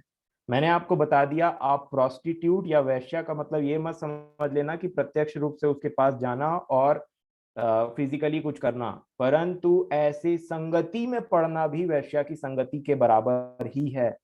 और ये शैतान का बहुत बड़ा प्रहार है, इसको हमको समझने की जरूरत है। नहीं तो आप सोचिए, जो वचन बोल रहा है कि जो कोई ऐसी वेश्या के साथ संगति करता है उसके साथ एक तन हो जाता है, तो हमने तो ऐसा कुछ काम नहीं किया, तो फिर भी हम ऐसे चीजों में कैसे हो जा रहे हैं? क्यों हमारा दिमाग हमारा साथ छोड़ देता है? क्यों हमारी आंख हमारे हमको ठोकर दिला देती है? क्योंकि ये चीजें बड़े ही डिसीविंग डिसेप्टिव तरीके से हमको भोला समझते हुए उन टीवी चैनल्स, उन यूट्यूब, उन Amazon प्राइम, नेटफ्लिक्स और दुनियादारी की चीजों से हमारे पास में आती है, और इससे हमको बच के रहना है, नहीं तो फंसोगे। टिकटॉक, ये सब चीजों से बच के रहिए। मैं आपको बोलता हूं फिर से, God, glory, girl, gold and gadget, इनसे बच के रहिए। गैजेट जवानों के लिए, जवानों के ऊपर में बहुत बड़ा प्रहार कर रहा है आज के डेट में, बहुत। और किसी भी तरीके से इंटरटेनमेंट से बचिए। एक एक छोटी सी बात बोलूंगा मैं सबके लिए। देखिए होता क्या है, हम इंटरटेनमेंट के पीछे कब भागते हैं? जैसे छोटी ने एक बात कहा, अकेलापन लगना। मनुष्य हमेशा अकेला फील करेगा, हमेशा मनुष्य अकेला फील करता है। और कई बार वो गैजेट का सहारा लेता है, इंटरनेट का सहारा लेता है, कई बार वो किसी पुरुष, किसी महिला का सहारा लेता है, कई बार वो अपने दोस्त का सहारा लेता है। मतलब उसको बात करना है, थोड़ा सा रिलैक्स फील करना, अच्छा फील करना है, क्योंकि उसको अच्छा नहीं लग रहा, थोड़ा सा मेरे को आज अकेलापन लग रहा है, तो मैं फोन लगा लिया किसी को। वेट, यही टाइम है आपके पास रुकने का, और यही रुको और बोलो, प्रभु मुझे अकेला फील हो रहा है, आप मुझे बताएं कि प्रेम क्या होता है। मैंने कभी आपके प्रेम को महसूस नहीं किया। मैं मेरे प्रियो आपको बोलता हूं, प्रभु की दया से एक वाणी, आप एक बात मेरी आज याद रखें, मनुष्य का हृदय के अंदर में एक बहुत बड़ा एम्प्टीनेस है, खालीपन है, जिसको हम टीवी, गैजेट और दुनिया की सारी चीजों से भरने की कोशिश करते हैं, लोगों से भरने की कोशिश करते हैं, परंतु ये जगह सिर्फ परमेश्वर पिता के लिए है। अगर आपने यीशु मसीह को यहां फिट कर लिया तो आपको किसी दूसरे चीज की जरूरत नहीं पड़ेगी, नहीं तो पूरे जिंदगी भर भटकते रह जाओगे कि कौन सी चीज आपको एक्चुअल हैप्पीनेस देगी इस खोज में, और कभी एक्चुअल हैप्पीनेस को नहीं पा पाओगे आप। वो किसी इंसान के पास नहीं है, वो किसी गर्लफ्रेंड या बॉयफ्रेंड के पास में नहीं है, वो किसी गैजेट में नहीं है, वो किसी टीवी सीरियल में नहीं है, वो किसी दोस्त के पास में नहीं है, वो प्रभु यीशु मसीह के पास में है। और इतने दिन तक शैतान आपको फूल करता रहा कि तू अकेली है, तू अकेला है, तू ये है, तू वो है। हमने कभी प्रभु को नहीं बोला प्रभु हम अकेले हैं, हमने हमेशा गैजेट का सहारा लिया, हमने हमेशा लोगों को जाकर के बोला थोड़ा सा मेरे को अकेला मन लग रहा था इसीलिए आपको फोन लगा लिया मैं। वेट, वहीं रुकने की जरूरत है। उस अकेलेपन का इलाज सिर्फ प्रभु यीशु मसीह के पास में, नहीं तो कभी भी आप उस अकेलेपन का इलाज नहीं पाओगे। चाहे आप कितनों ही मनुष्यों के साथ आपकी दोस्ती हो, कितनों ही व्यक्तियों के साथ आप घिरे रहे, अंदर में एक एम्प्टीनेस हमेशा रहेगी, एक खालीपन हमेशा रहेगा। शादीशुदा लोगों के जीवन में भी ये खालीपन रहता है, जिसको भरने के लिए दूसरे चीजों का सहारा लेते रहते हैं। ये एम्प्टीपन का इलाज है, एम्प्टीनेस का इलाज है, ये खालीपन का इलाज है प्रभु यीशु मसीह। जिस दिन आपने प्रभु यीशु मसीह से कहा प्रभु आज मुझे अकेला फील हो रहा है, मैं किसी इंसान के पास नहीं जाना चाहता, मैं किसी इंसान के पास नहीं जाना चाहती, मैं किसी इंटरनेट गैजेट का सहारा नहीं लेना चाहता, नहीं लेना चाहती, मैं चाहता हूं कि आप, जिसने कहा मुझसे कि मैं तुझसे प्रेम करता हूं, प्रभु मैंने आपके प्रेम को कभी नहीं पहचाना, हमेशा मैं भागता रहा आपसे, हमेशा मैं भागती रही। आज मैं एक चीज महसूस करना चाहता हूं प्रभु, कि कैसे मैं इस खालीपन, इस सूनेपन को अलग करूं। मेरे प्रियो, पौलुस को शादी करने की जरूरत नहीं पड़ी थी। मैं ये नहीं बोलता कि शादी मत करिए ना, परंतु मैं आपको ये बताना चाहता हूं कि एक व्यक्ति ने पूरे जीवन भर प्रभु यीशु मसीह के प्रेम को जी गया और पार हो गया इस दुनिया से, ना उसको किसी पत्नी ना किसी चीज की जरूरत पड़ी, ना दोस्त ना किसी चीज की, सिर्फ प्रभु को। तिमुथियुस को लिखते टाइम वो बोलते हैं, एक अध्याय तिमुथियुस एक पहला तिमुथियुस 4 के 12 में है शायद, या 20 में है, वो बोलते हैं तिमुथियुस, सब ने मुझे छोड़ डाला था परंतु प्रभु मेरे साथ था। यीशु मसीह अपने चेलों को बोलते हैं तुम भी मुझे छोड़ करके भाग जाओगे परंतु पिता मेरे साथ है। जिस दिन मेरे प्रियो हमने पिता के प्रेम को समझ लिया, उस दिन आपको शैतान किसी व्यक्ति, किसी इंटरनेट, किसी टेलीविजन प्रोग्राम से धोखा नहीं दे पाएगा। ये मेरी गारंटी है आपको प्रभु यीशु मसीह के नाम से। और जिस दिन जब तक हमने परमेश्वर के प्रेम को नहीं समझा, हम हमेशा भटकते ही रहेंगे, कभी इंसान के पीछे, कभी किसी चीज के पीछे, कभी पैसों के पीछे, कभी किसी और चीज के पीछे। ये हम सब के लिए, खासकर यूथ के लिए ये मैसेज है, बड़ों के लिए भी। अगर आपको लगता है मेरे प्रियो कि आपके शादी में वो बात नहीं रही, तो मैं आपसे बोलना चाहता हूं कि प्रभु से प्रार्थना करिए कि प्रभु मुझे अपने पति के साथ में क्लब करें, जोड़ें आत्मिक तौर से। और जब आपको प्रभु जोड़ेंगे, इसीलिए मैं आपको बार बार रिक्वेस्ट करता हूं मेरे प्रियो, 1 कुरिन्थियों 7 अध्याय पढ़ें। पौलुस बोलते हैं शादीशुदा स्त्रियों और पुरुषों, प्रार्थना को छोड़ करके किसी और बात से अलग मत रहना। प्रार्थना को छोड़ करके किसी और बात से अलग मत रहना, नहीं तो शैतान तुमको टेम्प्ट करेगा। अपने पति से अलग मत जाइए, अपने पत्नी से अलग मत जाइए, बात करिए और उन्हीं से प्रेम करिए और उन्हीं के संग और साथ अपना समय बिताएं। मोबाइल को फेंकिए साइड में, टेलीविजन को फेंकिए साइड में, लोगों के कॉल को फेंकिए साइड में, नहीं तो बहुत बड़ा एम्प्टीनेस आपके इंतजार कर रहा है। अपनी पत्नी के साथ बैठिए थोड़ा भाई, अपनी प्यारी पत्नी के साथ बैठिए, अपने प्यारे पति के साथ में बैठिए, थोड़ा सा सराइए, थोड़ा सा बातचीत करिए। क्या मोबाइल और टेलीविजन के बिना लोग नहीं बिताए अपना जिंदगी को? पहले क्यों शादी किए भाई? मोबाइल को हार पहना देना था और उसी से शादी कर लेना था, टीवी को हार पहना के ले आते अपने घर में। क्यों तुमने शादी किया है जब तुमको रहते नहीं बनता है? तो इन चीजों के लिए हम ध्यान रखें। आज पति और पत्नी के बीच में प्रेम खत्म हो रहा है, आज पति और पत्नी के बीच में अंडरस्टैंडिंग खत्म हो रही है, और ये बहुत बड़ा प्रहार है शैतान का आपके आत्मिक जीवन के ऊपर में। इसको समझने की जरूरत है। मैं बहुत ज्यादा तो नहीं जानता पति पत्नी के बारे में, परंतु जितना प्रभु ने मुझे सिखाया है और बातों को कहा है, उन्हीं बातों को मैं आपसे इस बारे में बोलता हूं। मेरे प्रियो, आइए देखें कि एक विशेष बात प्रभु हमको कैसे विचार से अलग रखते हैं। कैसे आप, मैं समझता हूं आज प्रभु मेरी और आपकी सहायता करें। मैं पवित्र आत्मा से फिर से विनती करता हूं बड़े नम्रता से कि इस विषय को जब हम पढ़ें तो हम बहुत ही ज्यादा आनंदित और एक एक ढाढ़स को पा सकें। अब हम सॉल्यूशन की तरफ चलेंगे, है ना? कैसे हम सॉल्यूशन इन चीजों से निकलें, क्योंकि बहुत हो गई थ्योरी बात, अब निकलने की बात होगी। सबसे पहला स्टेप, याद करिए राजा दाऊद को, याद करिए उस स्त्री को जिसके अंदर से जिस स्त्री के अंदर से मरियम मगदलिनी को याद करिए, जिसके अंदर से प्रभु यीशु मसीह ने 7 दुष्ट आत्माओं को निकाला।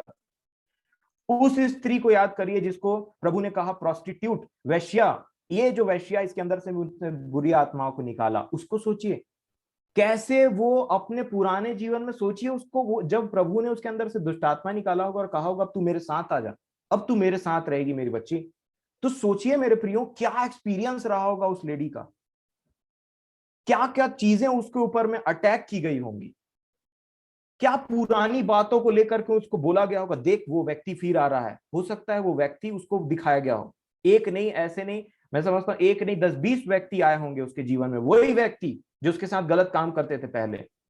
सोचिए उन सब सिचुएशन में भी प्रभु यीशु मसीह ने उस स्त्री का साथ नहीं छोड़ा, और वही वैसी स्त्रियां प्रभु की सबसे बड़ी सेवकाई के लिए आगे आई। सबसे पहले कब्र में वैसी ही स्त्रियां पहुंचती, और यही हमारा बल है। क्या हमारा बल है? जब हम कमजोर हो जाते हैं प्रभु हमें बलवंत होता है। बल क्या है? अगर मेरा और आपका जीवन ऐसा है तो यीशु मसीह बोलते हैं मैं ऐसों के लिए ही आया हूं, मैं ऐसों के लिए ही आया था इस पृथ्वी में, बाकी जो नॉर्मल हैं, जो शुद्ध हैं, उनके लिए मैं कभी नहीं आया। यही हमारा बल है। प्रभु यीशु मसीह ने कहा कि वैश्याएं और टैक्स कलेक्टर, चुंगी लेने वाले तुमसे पहले पहुंचेंगे स्वर्ग के राज्य में। यही तो हमारा बल है। अगर ऐसे एक्सपीरियंस जी रहे हैं तो यही तो हमारा बल है। जहां हम निर्बल हैं, ऐसे ही लोगों को तो चुना है प्रभु यीशु मसीह ने अपनी सेवकाई के लिए। ऐसे ही लोगों को तो चुना है परमेश्वर पिता ने अपनी सेवकाई के लिए, जो एक्चुअल में कमजोर हैं, जो पहले से बलवंत हैं और बोलते हैं नहीं नहीं भाई ये सब फालतू बातें, व्यभिचार की बातें हमसे मत करो। ऐसे लोगों के लिए प्रभु यीशु मसीह कभी आए नहीं। वो टॉन्ट था। आप समझते हैं जो यीशु मसीह ने कहा वो टॉन्ट था। मैं भले चंगों के लिए नहीं आया, तुम तो भले चंगे हो, तुम तो बड़े धर्मी हो, तुम वहां जा सकते हो, हम कहाँ गरीब लोग, हम तो ऐसे लोगों के लिए आए हैं जो बीमारी है, बीमार में पड़े हैं, बेचारे बीमार हैं। मैं भले चंगों के लिए आया ही नहीं, तुम अगर भले चंगे हो तो तुम जा सकते हो, ऐसा बोलते हैं प्रभु यीशु मसीह। यही हमारा बल है, क्योंकि हम पापी और इस तरीके की चीजों में पड़े रहते हैं। या पढ़े रहते थे, या बहुत हद तक निकल गए, परंतु कभी कभी हमको ऐसा लगता है कि कहीं ना कहीं वो चीजें होती, एकदम ऐसा लगता है 95 अबव है इन चीजों में, कहीं ना कहीं हम फिसल जाते हैं आखिरी टाइम में। सबसे पहली बात जो सॉल्यूशन है, प्रार्थना। राजा दाऊद ने प्रार्थना किया, प्रभु जो है आप जो चीजें सबको बोल डालिए,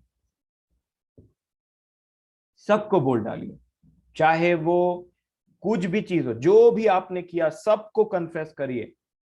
आज के डेट में प्रार्थना करने टाइम में चाहे तो आप उपवास करें इस विषय में, सबको कन्फेस करिए। और कन्फेशन कब होता है पता है? जब आपको अपनी गलती का बहुत ज्यादा एहसास हो, तब तभी कन्फेशन होता है। नहीं तो वो एक्टिंग वाले, कलाकारी वाले कन्फेशन तो अधिकतर लोग हमेशा करते रहते हैं। एक्चुअल आपको अपने गलती का एहसास होना चाहिए, और आप और मैं, मुझे वैसा कन्फेस करना है। कन्फेस करने के बाद हमको बोलना है, प्रभु यीशु मसीह, हमको विश्वास है आपके ऊपर। आपने कहा है कि चुंगी लेने वाले और वेश्याएं सबसे पहले प्रवेश करेंगे, जो अपने आप को ऐसा मान लेते हैं, जो अपने आप को नम्र करते हैं, दीन करते हैं। प्रभु हम ऐसे हैं, प्रभु हमसे ऐसा हुआ है। मान लीजिए, आज सब बातों को याद कर करके मानिए। कठिन होगा कि प्रभु मैं प्रार्थना में कैसे बोलूं आपके सामने में, ये चीज, ये दुष्ट आत्माएं हैं जो आपको बोलने नहीं देंगी। प्रभु सब जानते हैं, सब जानते हैं। वो मेरे चाल चलन को दूर से ही पहचान लेता है। सब जानते हैं, जो मनुष्य अपने पाप को प्रकट करता है और जो मान लेता है और छोड़ भी देता है, उस पर दया की जाती, ऐसा बाइबल हमको बताती है मेरे प्रियो। कन्फेस करें आज, प्रभु वो सारी बातें थी, हैं, वो टीवी सीरियल हो, चाहे वो मूवी हो, चाहे वो नाना प्रकार की बातें हो जिसने आज आपको जकड़ा हुआ है, उससे कन्फेस करें और बोलें, प्रभु मुझे विश्वास है, मेरा भरोसा है पूरा कि आपके लहू में वो ताकत है कि मेरे जो पाप हैं, कितने भी खराब हों, कितने भी गंदे हों, मैं जानता हूं या मैं जानती हूं कि आप विश्वास योग्य हैं, और आपके लहू में वो सामर्थ्य है, मुझे हर चीजों से निकाल करके खड़ा कर देगा। आपने राजा दाऊद को क्षमा किया। आपने सिमसोन की प्रार्थना सुनी थी। उसने प्रार्थना किया, प्रभु मुझे बल दे कि मैं अपना एक ही पलटा लगा सकूं इन सब के लिए। उसकी प्रार्थना सुनी, सिमसोन की प्रार्थना सुनी, दाऊद की प्रार्थना सुनी। वो आज मेरी और आपकी भी प्रार्थना सुनेगा। इसीलिए आप यहाँ पे आए हैं आज मीटिंग में, इसीलिए आप ये बातों को सुन पा रहे हैं आज। परमेश्वर का पुत्र इस संसार पर दोष लगाने के लिए नहीं, परंतु उसे उद्धार दिलाने के लिए आया। कभी भी पवित्र आत्मा हमको अपनी हमारी गलती हमें कंडेम करने के लिए नहीं, दोष लगाने के लिए नहीं, परंतु वो चाहते कि हम इस चीजों से निकलें। विश्वास करिए, और ऐसा विश्वास कि जब कभी भी, देखिए क्या होगा, मैं आपको प्रैक्टिकल एक बात बताता हूं। जब आप इस चीज पर विश्वास करेंगे, लहू को लगाएंगे, विश्वास के साथ प्रार्थना करेंगे, अपने सारे बातों को मान लेंगे परमेश्वर पिता के सामने में, वो विश्वास योग्य है हमारे सब पापों को क्षमा करने के लिए। और उसके बाद में नेक्स्ट चीज क्या होगा, आपको कुछ वचन याद रखना पड़ेगा जो आपकी सहायता करेगा, और यही आपका तलवार रहेगा। जैसे तीतुस में लिखा हुआ है, जैसे लिखा है कि अगर हम अपने अपराधों को मान ले तो वह हमें माफ करने के लिए विश्वास योग्य है। ये पहला वचन। प्रभु यीशु मसीह का लहू हमारे बड़े से बड़े पाप को भी धो करके साफ कर देता है। दूसरा वचन, फिर आप जानते हैं बाइबल हमें बताती है, परमेश्वर, तीतुस में ऐसा बोलते हैं पौलुस तीतुस को लिखते हुए, परमेश्वर का अनुग्रह प्रकट है जो हमें निर्दोष करके अपने सामने में खड़ा कर सकता है।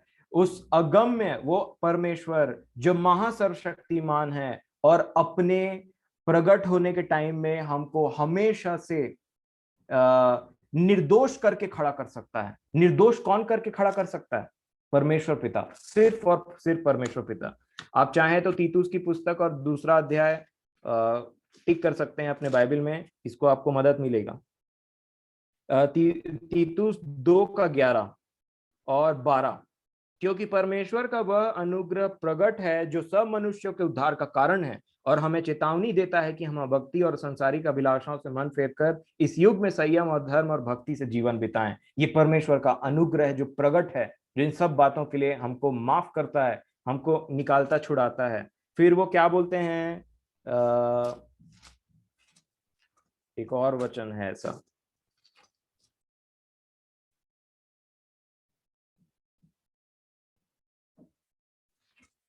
यहूदा में है शायद, हाँ, यहूदा 24 वचन, यहूदा की पत्री 24 वचन। इस वचन को हमेशा आप बोलें, यही आपकी मदद करेगा, क्योंकि जब हम बोलते हैं स्क्रिप्चर को, वर्ड को कोट करते हैं, यह हमारा विश्वास प्रकट करता है।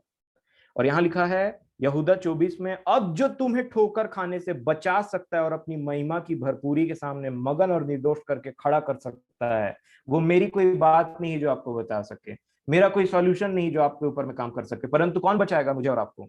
कौन बचाएगा आपको? परमेश्वर पिता। 24 वचन, यहूदा 24। अब जो तुम्हें ठोकर खाने से बचा सकता है, कौन बचाता है ठोकर खाने से? परमेश्वर पिता। यही हमारा विश्वास है। और जब मैं आपको बताना चाहता हूं मेरे प्रियो, देखिए कई बार ऐसा होता है कि हम रूट कॉज को पकड़िए। रूट कॉज क्या है? रूट कॉज पे आप ध्यान दीजिए। कई बार क्या होता है, ऊपर से हम पत्तों को काटते रहते हैं, अरे ये गंदा सोच रहा हूं, गंदा सोच रही हूं, ऐसा हो रहा है, पत्ता का काट दिया, कुछ दिन तक शांत है, फिर फूल आया पत्ता, फिर आया वो, क्योंकि जड़ नहीं उखाड़ा गया। जड़ क्या है? वो कोई व्यक्ति हो सकता है, वो पास्ट का कोई एक्सपीरियंस हो सकता है, ठीक है, वो कोई लड़का, वो कोई लड़की जिससे आप डेली बात करते हैं, या वो आपसे डेली बात कर रहा हो सकता है आपको अच्छा भी लगता होगा उससे बात करने से, परंतु आप जानते हैं वो गलत है, सही समय नहीं है इसका, या फिर शादी के बाद ये गलत चीज है, उसको हटाइए। ये है रूट कॉज। उसके बाद में इंटरनेट से बचिए, फालतू की चीजों से देखने से बचिए, ये है दूसरा रूट कॉज। उसके बाद में आप टेलीविजन से दूर रहें, ऐसे फालतू के प्रोग्राम से, ये है रूट कॉज। सबसे पहले प्रभु के पास में जाना और विश्वास करना, उसके बाद में वही आपको बताएंगे कि आपके जीवन में रूट कॉज है क्या। क्या वो कोई व्यक्ति है? क्या वो इंटरनेट है? क्या वो कोई खराब संगति है? क्या वो खराब लोग, खराब दोस्ती, खराब फ्रेंड सर्कल है? सबसे अपने आप को दूर करेंगे, क्योंकि वही है जो आपको ठोकर खाने से बचा सकता है, मेरी प्रीचिंग नहीं। अब चाहे वो सोशल नेटवर्किंग हो, इंस्टाग्राम हो, या फिर फेसबुक हो, या व्हाट्सएप हो, जिससे आपको लगता है बार बार मेरे नजर धोखा दे देते हैं, या फिर आप जस्ट सिंपली इन वेन ऐसे करके ऊपर स्लाइड करते रहते हैं, या फिर चीजों को देखते रहते हैं, उससे आप गिर जाते हैं, कभी आपको ऐसा लगता है, बचिए उन सब चीजों से। ये है रूट कॉज।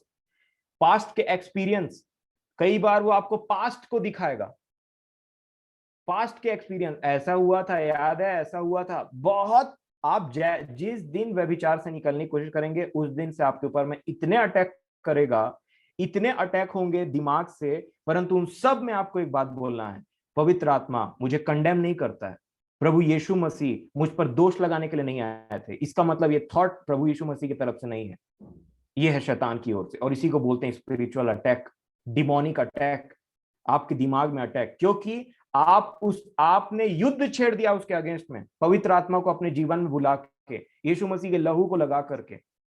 अब जब ये युद्ध चलेगा तो अगला भी तो वार करेगा, और अगला कैसे वार करता है?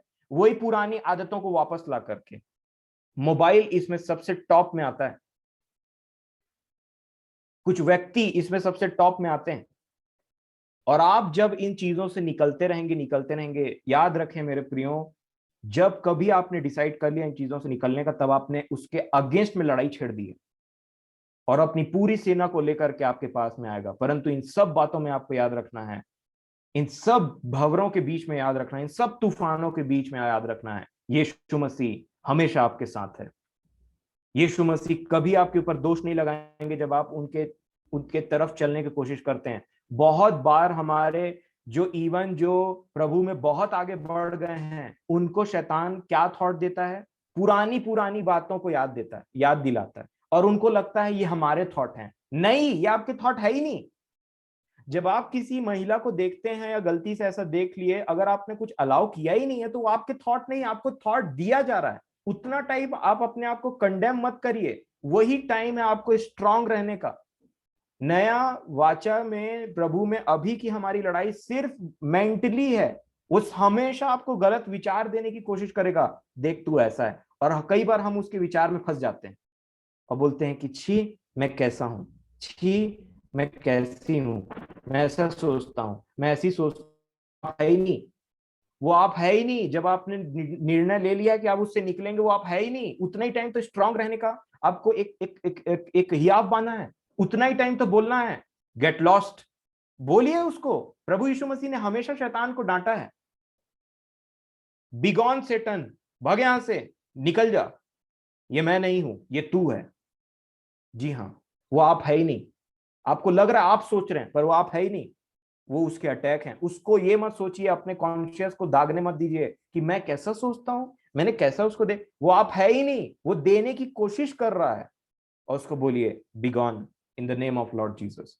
प्रभु यीशु मसीह के नाम से यहां से चला जा, तो दुष्ट है। और ये जो मेरा माइंड है मुझे धोखा नहीं देख सकता, क्योंकि प्रभु मेरे साथ है। और मैं मरते दम तक विश्वास करूंगा और करूंगी। आप देखेंगे, लिखा है परमेश्वर के अधीन हो जाओ। और अधीनता मतलब अपने पापों को मान लेना और उसके साथ में रहना।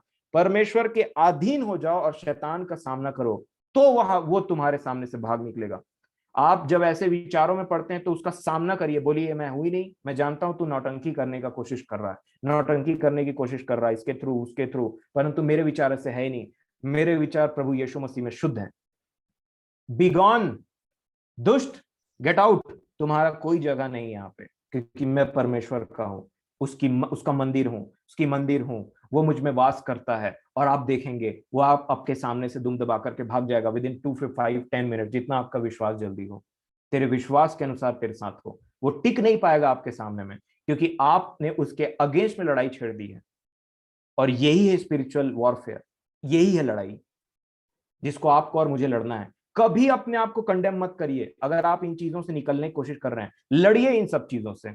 बिगॉन सेटन, भगो यहां से, तुम्हारा मुझ में कोई अधिकार नहीं है। और बोलिए उतना टाइम, प्रभु यीशु मसीह के नाम से मैं शुद्ध हूं, मेरे विचार शुद्ध हैं और कोई इन्हें खराब नहीं कर सकता, चाहे तुम कितना अटैक करो। अटैक यहां है, आज के जीवन में। पुराने समान नहीं, पुराने समान नहीं, आज अटैक यहां है। यहाँ रूट कॉज को हटाइए और लड़िए शैतान के उन विचारों से। मैं बताना चाहता हूं वो आप है ही नहीं, वो कोई और है, जिसको आप अपने आप को मान रहे, क्योंकि उसका काम ही है एक्यूज करना, दोष लगाना। वो आपके ऊपर दोष लगाता है, छी कैसा लड़का है, देख तू कभी नहीं निकल सकता। कई लोगों ने मान लिया अपने दिमाग में इस चीज को कि कभी हम सेक्सुअल इमोरलिटी से बाहर निकल ही नहीं सकते, ये फिर आ जाती है।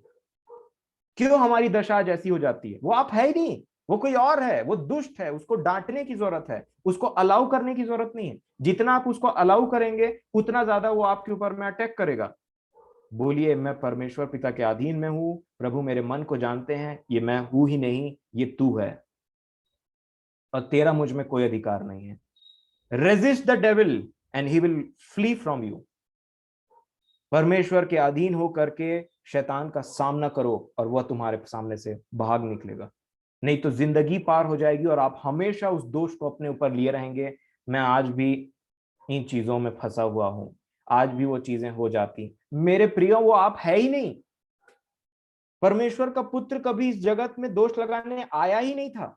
वो तो इसलिए आया कि हमारा उद्धार कर सके। तो उसकी आत्मा कैसी होगी? एनकरेज करेगी आपको। वो आप नहीं है, वो दुष्ट है। और दुष्ट को भगाया जाता है, इनवाइट नहीं किया जाता, या वेलकम नहीं किया जाता है।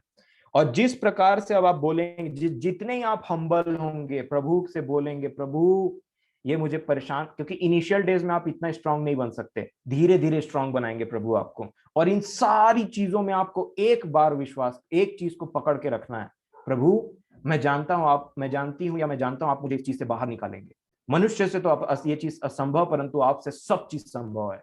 विश्वास जहां आपने प्रकट कर दिया, परमेश्वर की असीम सामर्थ्य और अनुग्रह को मेरे प्रियो आप देखेंगे और मैं देखेंगे।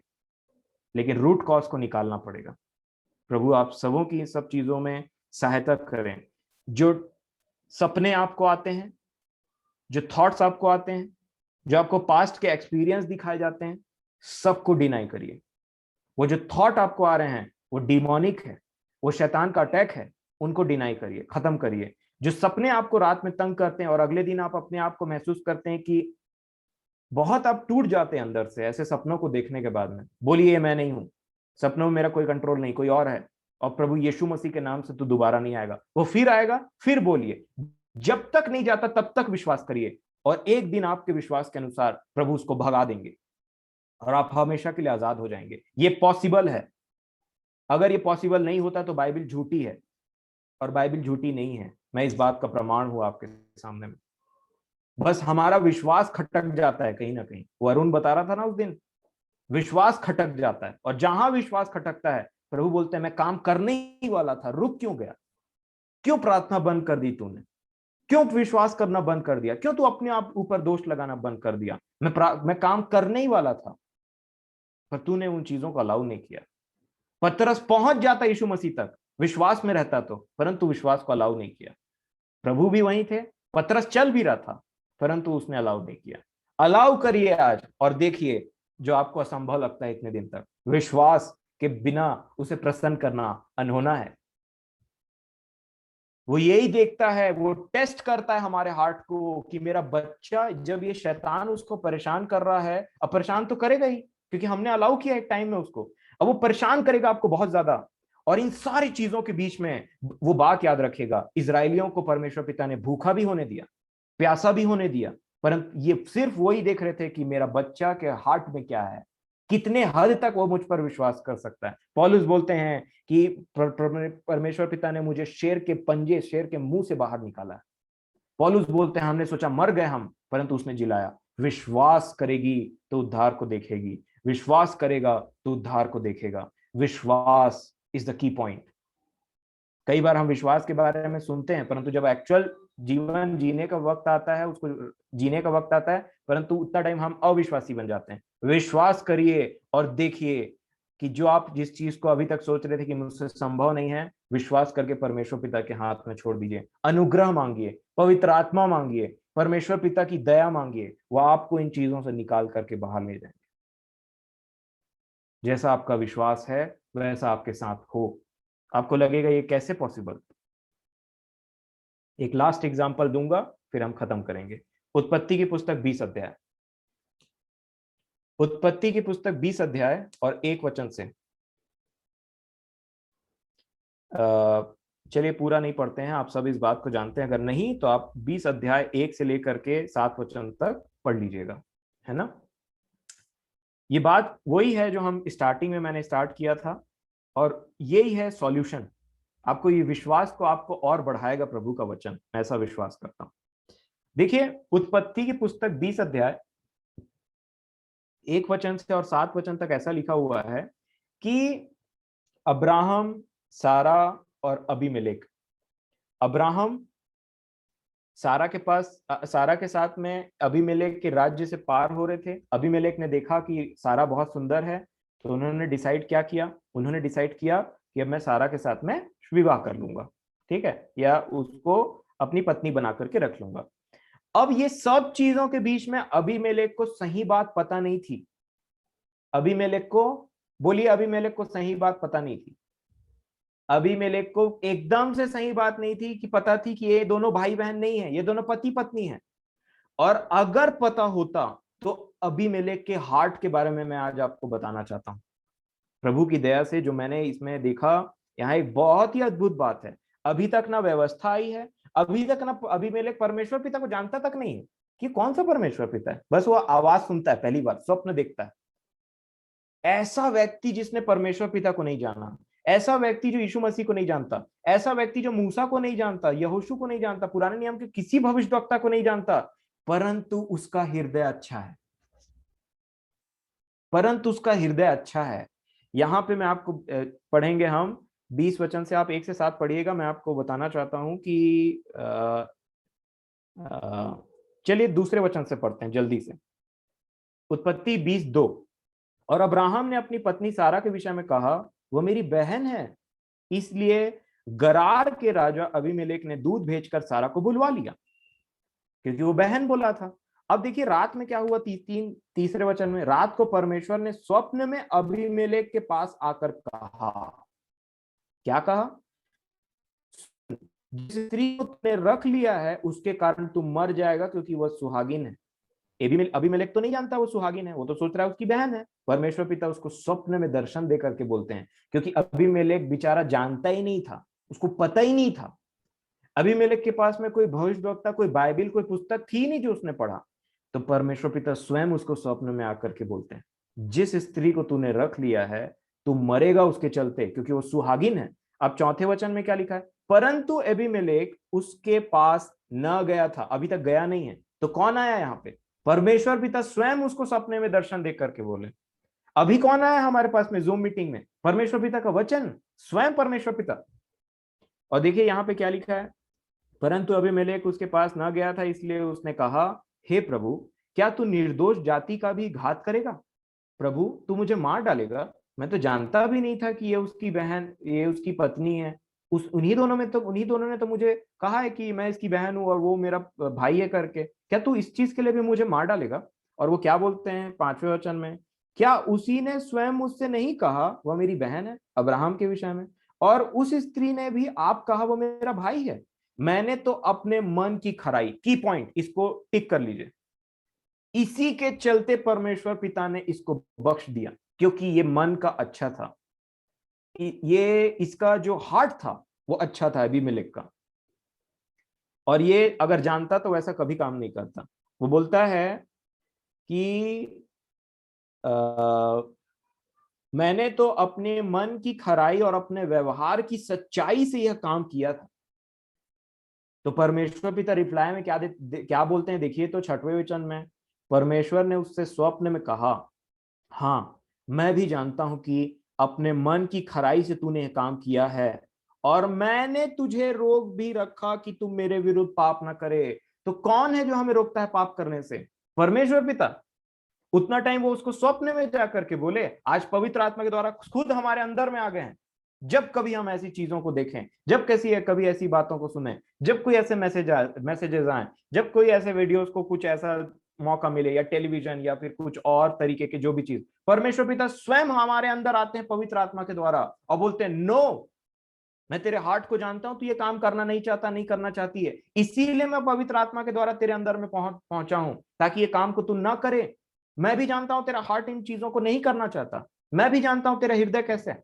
मैं भी जानता हूं तेरे मन में क्या चल रहा है। तूने डिसाइड कर लिया कि तू नहीं करेगा। अबीमेलेक तो अच्छा था, इसीलिए वो अबीमेलेक जो परमेश्वर को कभी जानता भी नहीं था, परमेश्वर पिता ने अन्य जाति पर भी दया करके उसके अंदर स्वप्न में आकर के बोला, अबीमेलेक, मैं चाहता हूं तू मेरा दोषी ना बने। मैं चाहता हूं तू अच्छा रहे क्योंकि तेरा हृदय अच्छा है। मैं चाहता हूं तू शुद्ध रहे क्योंकि तू पापी नहीं है, तेरा मन ठीक है सारा के प्रति, तू एक्चुअल में नहीं जानता था। और अगर मैं और आप बोलेंगे प्रभु हम पाप नहीं करना चाहते हैं, तो क्या ये परमेश्वर पिता बदल गया? इब्रानियों 13:8 में लिखा है, यीशु मसीह कभी नहीं बदलता। वो जैसा कल है, कल था, वैसा आज है और वैसा आने वाले टाइम में रहेगा।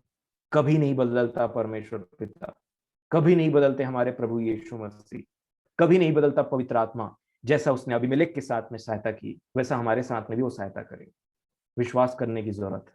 आज हमारी लड़ाई डिमोनिक चीजों से है, आज हमारी लड़ाई शैतानियत से है, आज हमारी लड़ाई उन सोच विचार से है। और इसमें भी प्रभु ने जैसे अबीमेलेक को बिना पवित्र आत्मा के बचा लिया, आज तो पवित्र आत्मा के द्वारा वो हमारे अंदर है, अंदर है, वास कर रहा है, कैसे नहीं बच जाएगा? सिर्फ फेथ की जरूरत है।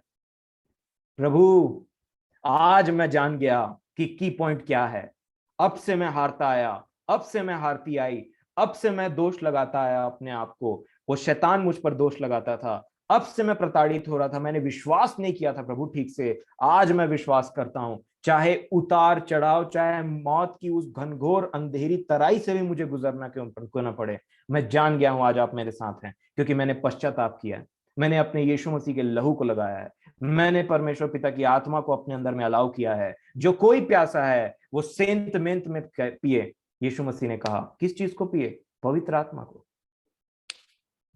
यही है अब जो तुम्हें ठोकर खाने से बचा सकता है। यहूदा 24, जिसने अबीमेलेक को ठोकर खाने से बचाया, वो आज आपको भी ठोकर खाने से बचाएगा, और अपनी महिमा के सामने, अपनी प्रकट होने के पास में आपको शुद्ध करके वो मलमल का श्वेत वस्त्र पहना करके खड़ा करेगा, क्योंकि तुम्हारे हृदय ठीक है, क्योंकि आपका हृदय अच्छा है। मनुष्य का पुत्र इस संसार में दोष लगाने के लिए नहीं आया मेरे प्रियो। ये समय है फाइट अगेंस्ट द डेविल। उसके विचारों को मत लीजिए अपने दिमाग में, लड़िए उससे। प्रभु आपके साथ हैं। हियाव बांधिए, निर्बल घुटनों को ठीक करिए, ढीले हाथों को ठीक करिए, निर्बल घुटनों को ठीक करिए। ले लीजिए विश्वास की ढाल। अरे देना है तुझे थॉट, पुराने चीजों को याद दिलाएगा, ए ले विश्वास की ढाल, प्रभु मेरे साथ है। तकलीफ होगी, नो डाउट तकलीफ होगी, परंतु प्रभु आपके साथ है। हमेशा वो आपके बोट में है, हमेशा वो आपके बोट में। जिस नाव में आप, उस नाव में प्रभु यीशु मसीह। ये मत सोचिए वो सो रहा है तो फिर, आप जानते हैं सोता हुआ शेर कैसा होता है। वो इस बार सो नहीं रहा है, वो हमारे हृदय में है, वो आपके साथ है। बस आपको अंतिम सांस तक फाइट करना है और कभी नेगेटिविटी को अपने अंदर नहीं आने देना। हमेशा बोलना है, ये मैं हुई नहीं, गेट लॉस्ट, भगो यहां से, अपने विचारों को लेकर के प्रभु यीशु मसीह के नाम से हटो, भगो यहां से। दूसरों से दुष्ट आत्मा बाद में निकालिएगा, अपने से तो लड़ाई करें पहले हम। खुद तांडव मचा रहा है दिमाग के अंदर में और हम दूसरे के घर में जा रहे हैं, आओ प्रार्थना करते हैं करके। नो, अगर आपने ऐसे लड़ाई करना सीख लिया, आप एंटर करेंगे घर में और दुष्ट आत्माएं भागेंगी। मेरे प्रियो, समय आ गया है अपने ऊपर दोष नहीं लगाने का। प्रभु यीशु मसीह कभी हमारे ऊपर दोष नहीं लगाते, वो तो उद्धार करने आए। प्रभु, मैं समझता हूं, बाकी मैं अपने शब्दों पर ना विश्वास करके ज्यादा मैं विश्वास करता हूं कि पवित्र आत्मा हमारे जीवनों में काम करे।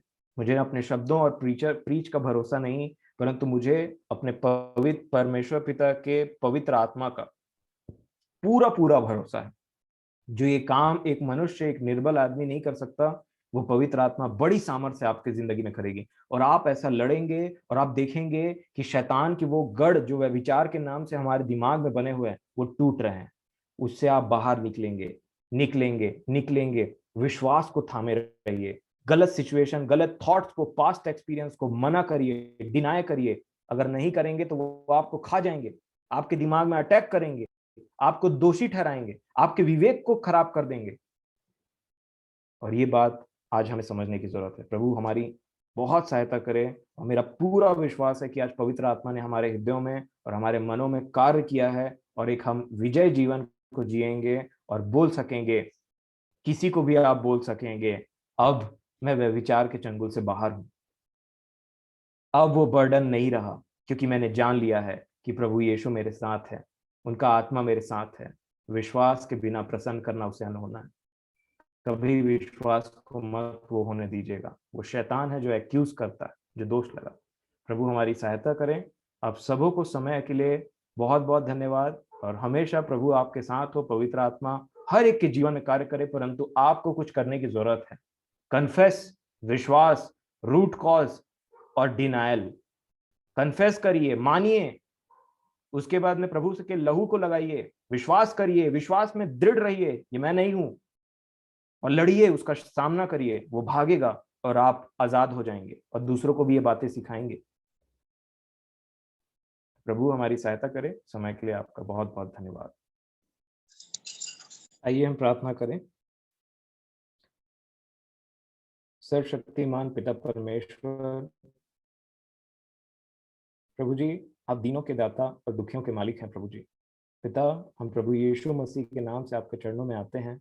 बहुत बहुत धन्यवाद देते हैं प्रभु जी कि आपने आज हमारी सहायता की है इन विषयों के लिए, इन विषय के लिए। प्रभु जी, इन चीज़ों के लिए आपने मार्ग दिखाया। प्रभु जी, जैसा आप हमारे साथ हैं।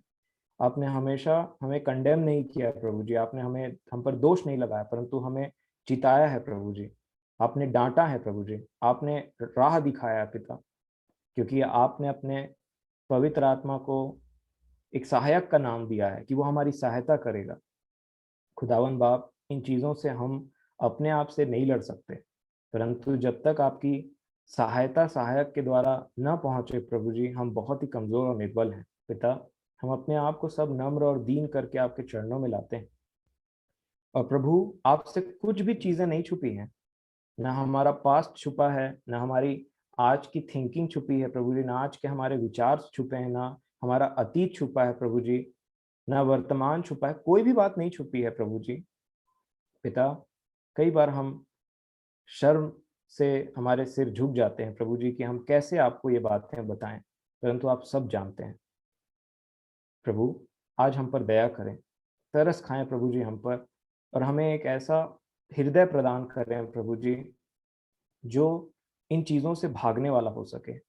हमें हमारे अंदर एक ऐसा मन दे प्रभु जी, हमारे अंदर एक ऐसी इच्छा उत्पन्न करें मेरे स्वामी कि हम आपकी ओर निगाहें लगाने वाले हो सके और इन चीज़ों से भागने वाले हो सके। मैं जानता हूँ प्रभु जी, आपसे कोई भी चीज़ कठिन नहीं है, असंभव तो बहुत दूर की बात। पिता, हमारे विश्वास को बढ़ाएं, हम पर अनुग्रह करें, हम पर दया करें पिता। हम सब लोगों पर दया करें प्रभु जी, क्योंकि आप ही हैं जो हमें ठोकर खाने से बचा सकते हैं। आप ही हैं जिनके अनुग्रह से प्रभु जी हम उस श्वेत कपड़े को पहने हुए आपके राज्य में प्रवेश कर सकते हैं। दुनिया की ऐसी कोई ताकत नहीं है प्रभु जी, जब आप काम कर रहे हो तो वो हमें उस गड्ढे में गिरा सके। प्रभु, मैं आपका आभारी और आपके नाम का धन्यवाद करता हूँ प्रभु जी, कि आपने आज बहुत बड़े विषय को लेकर के हमारे बीच में अपनी बातों को रखा प्रभु जी।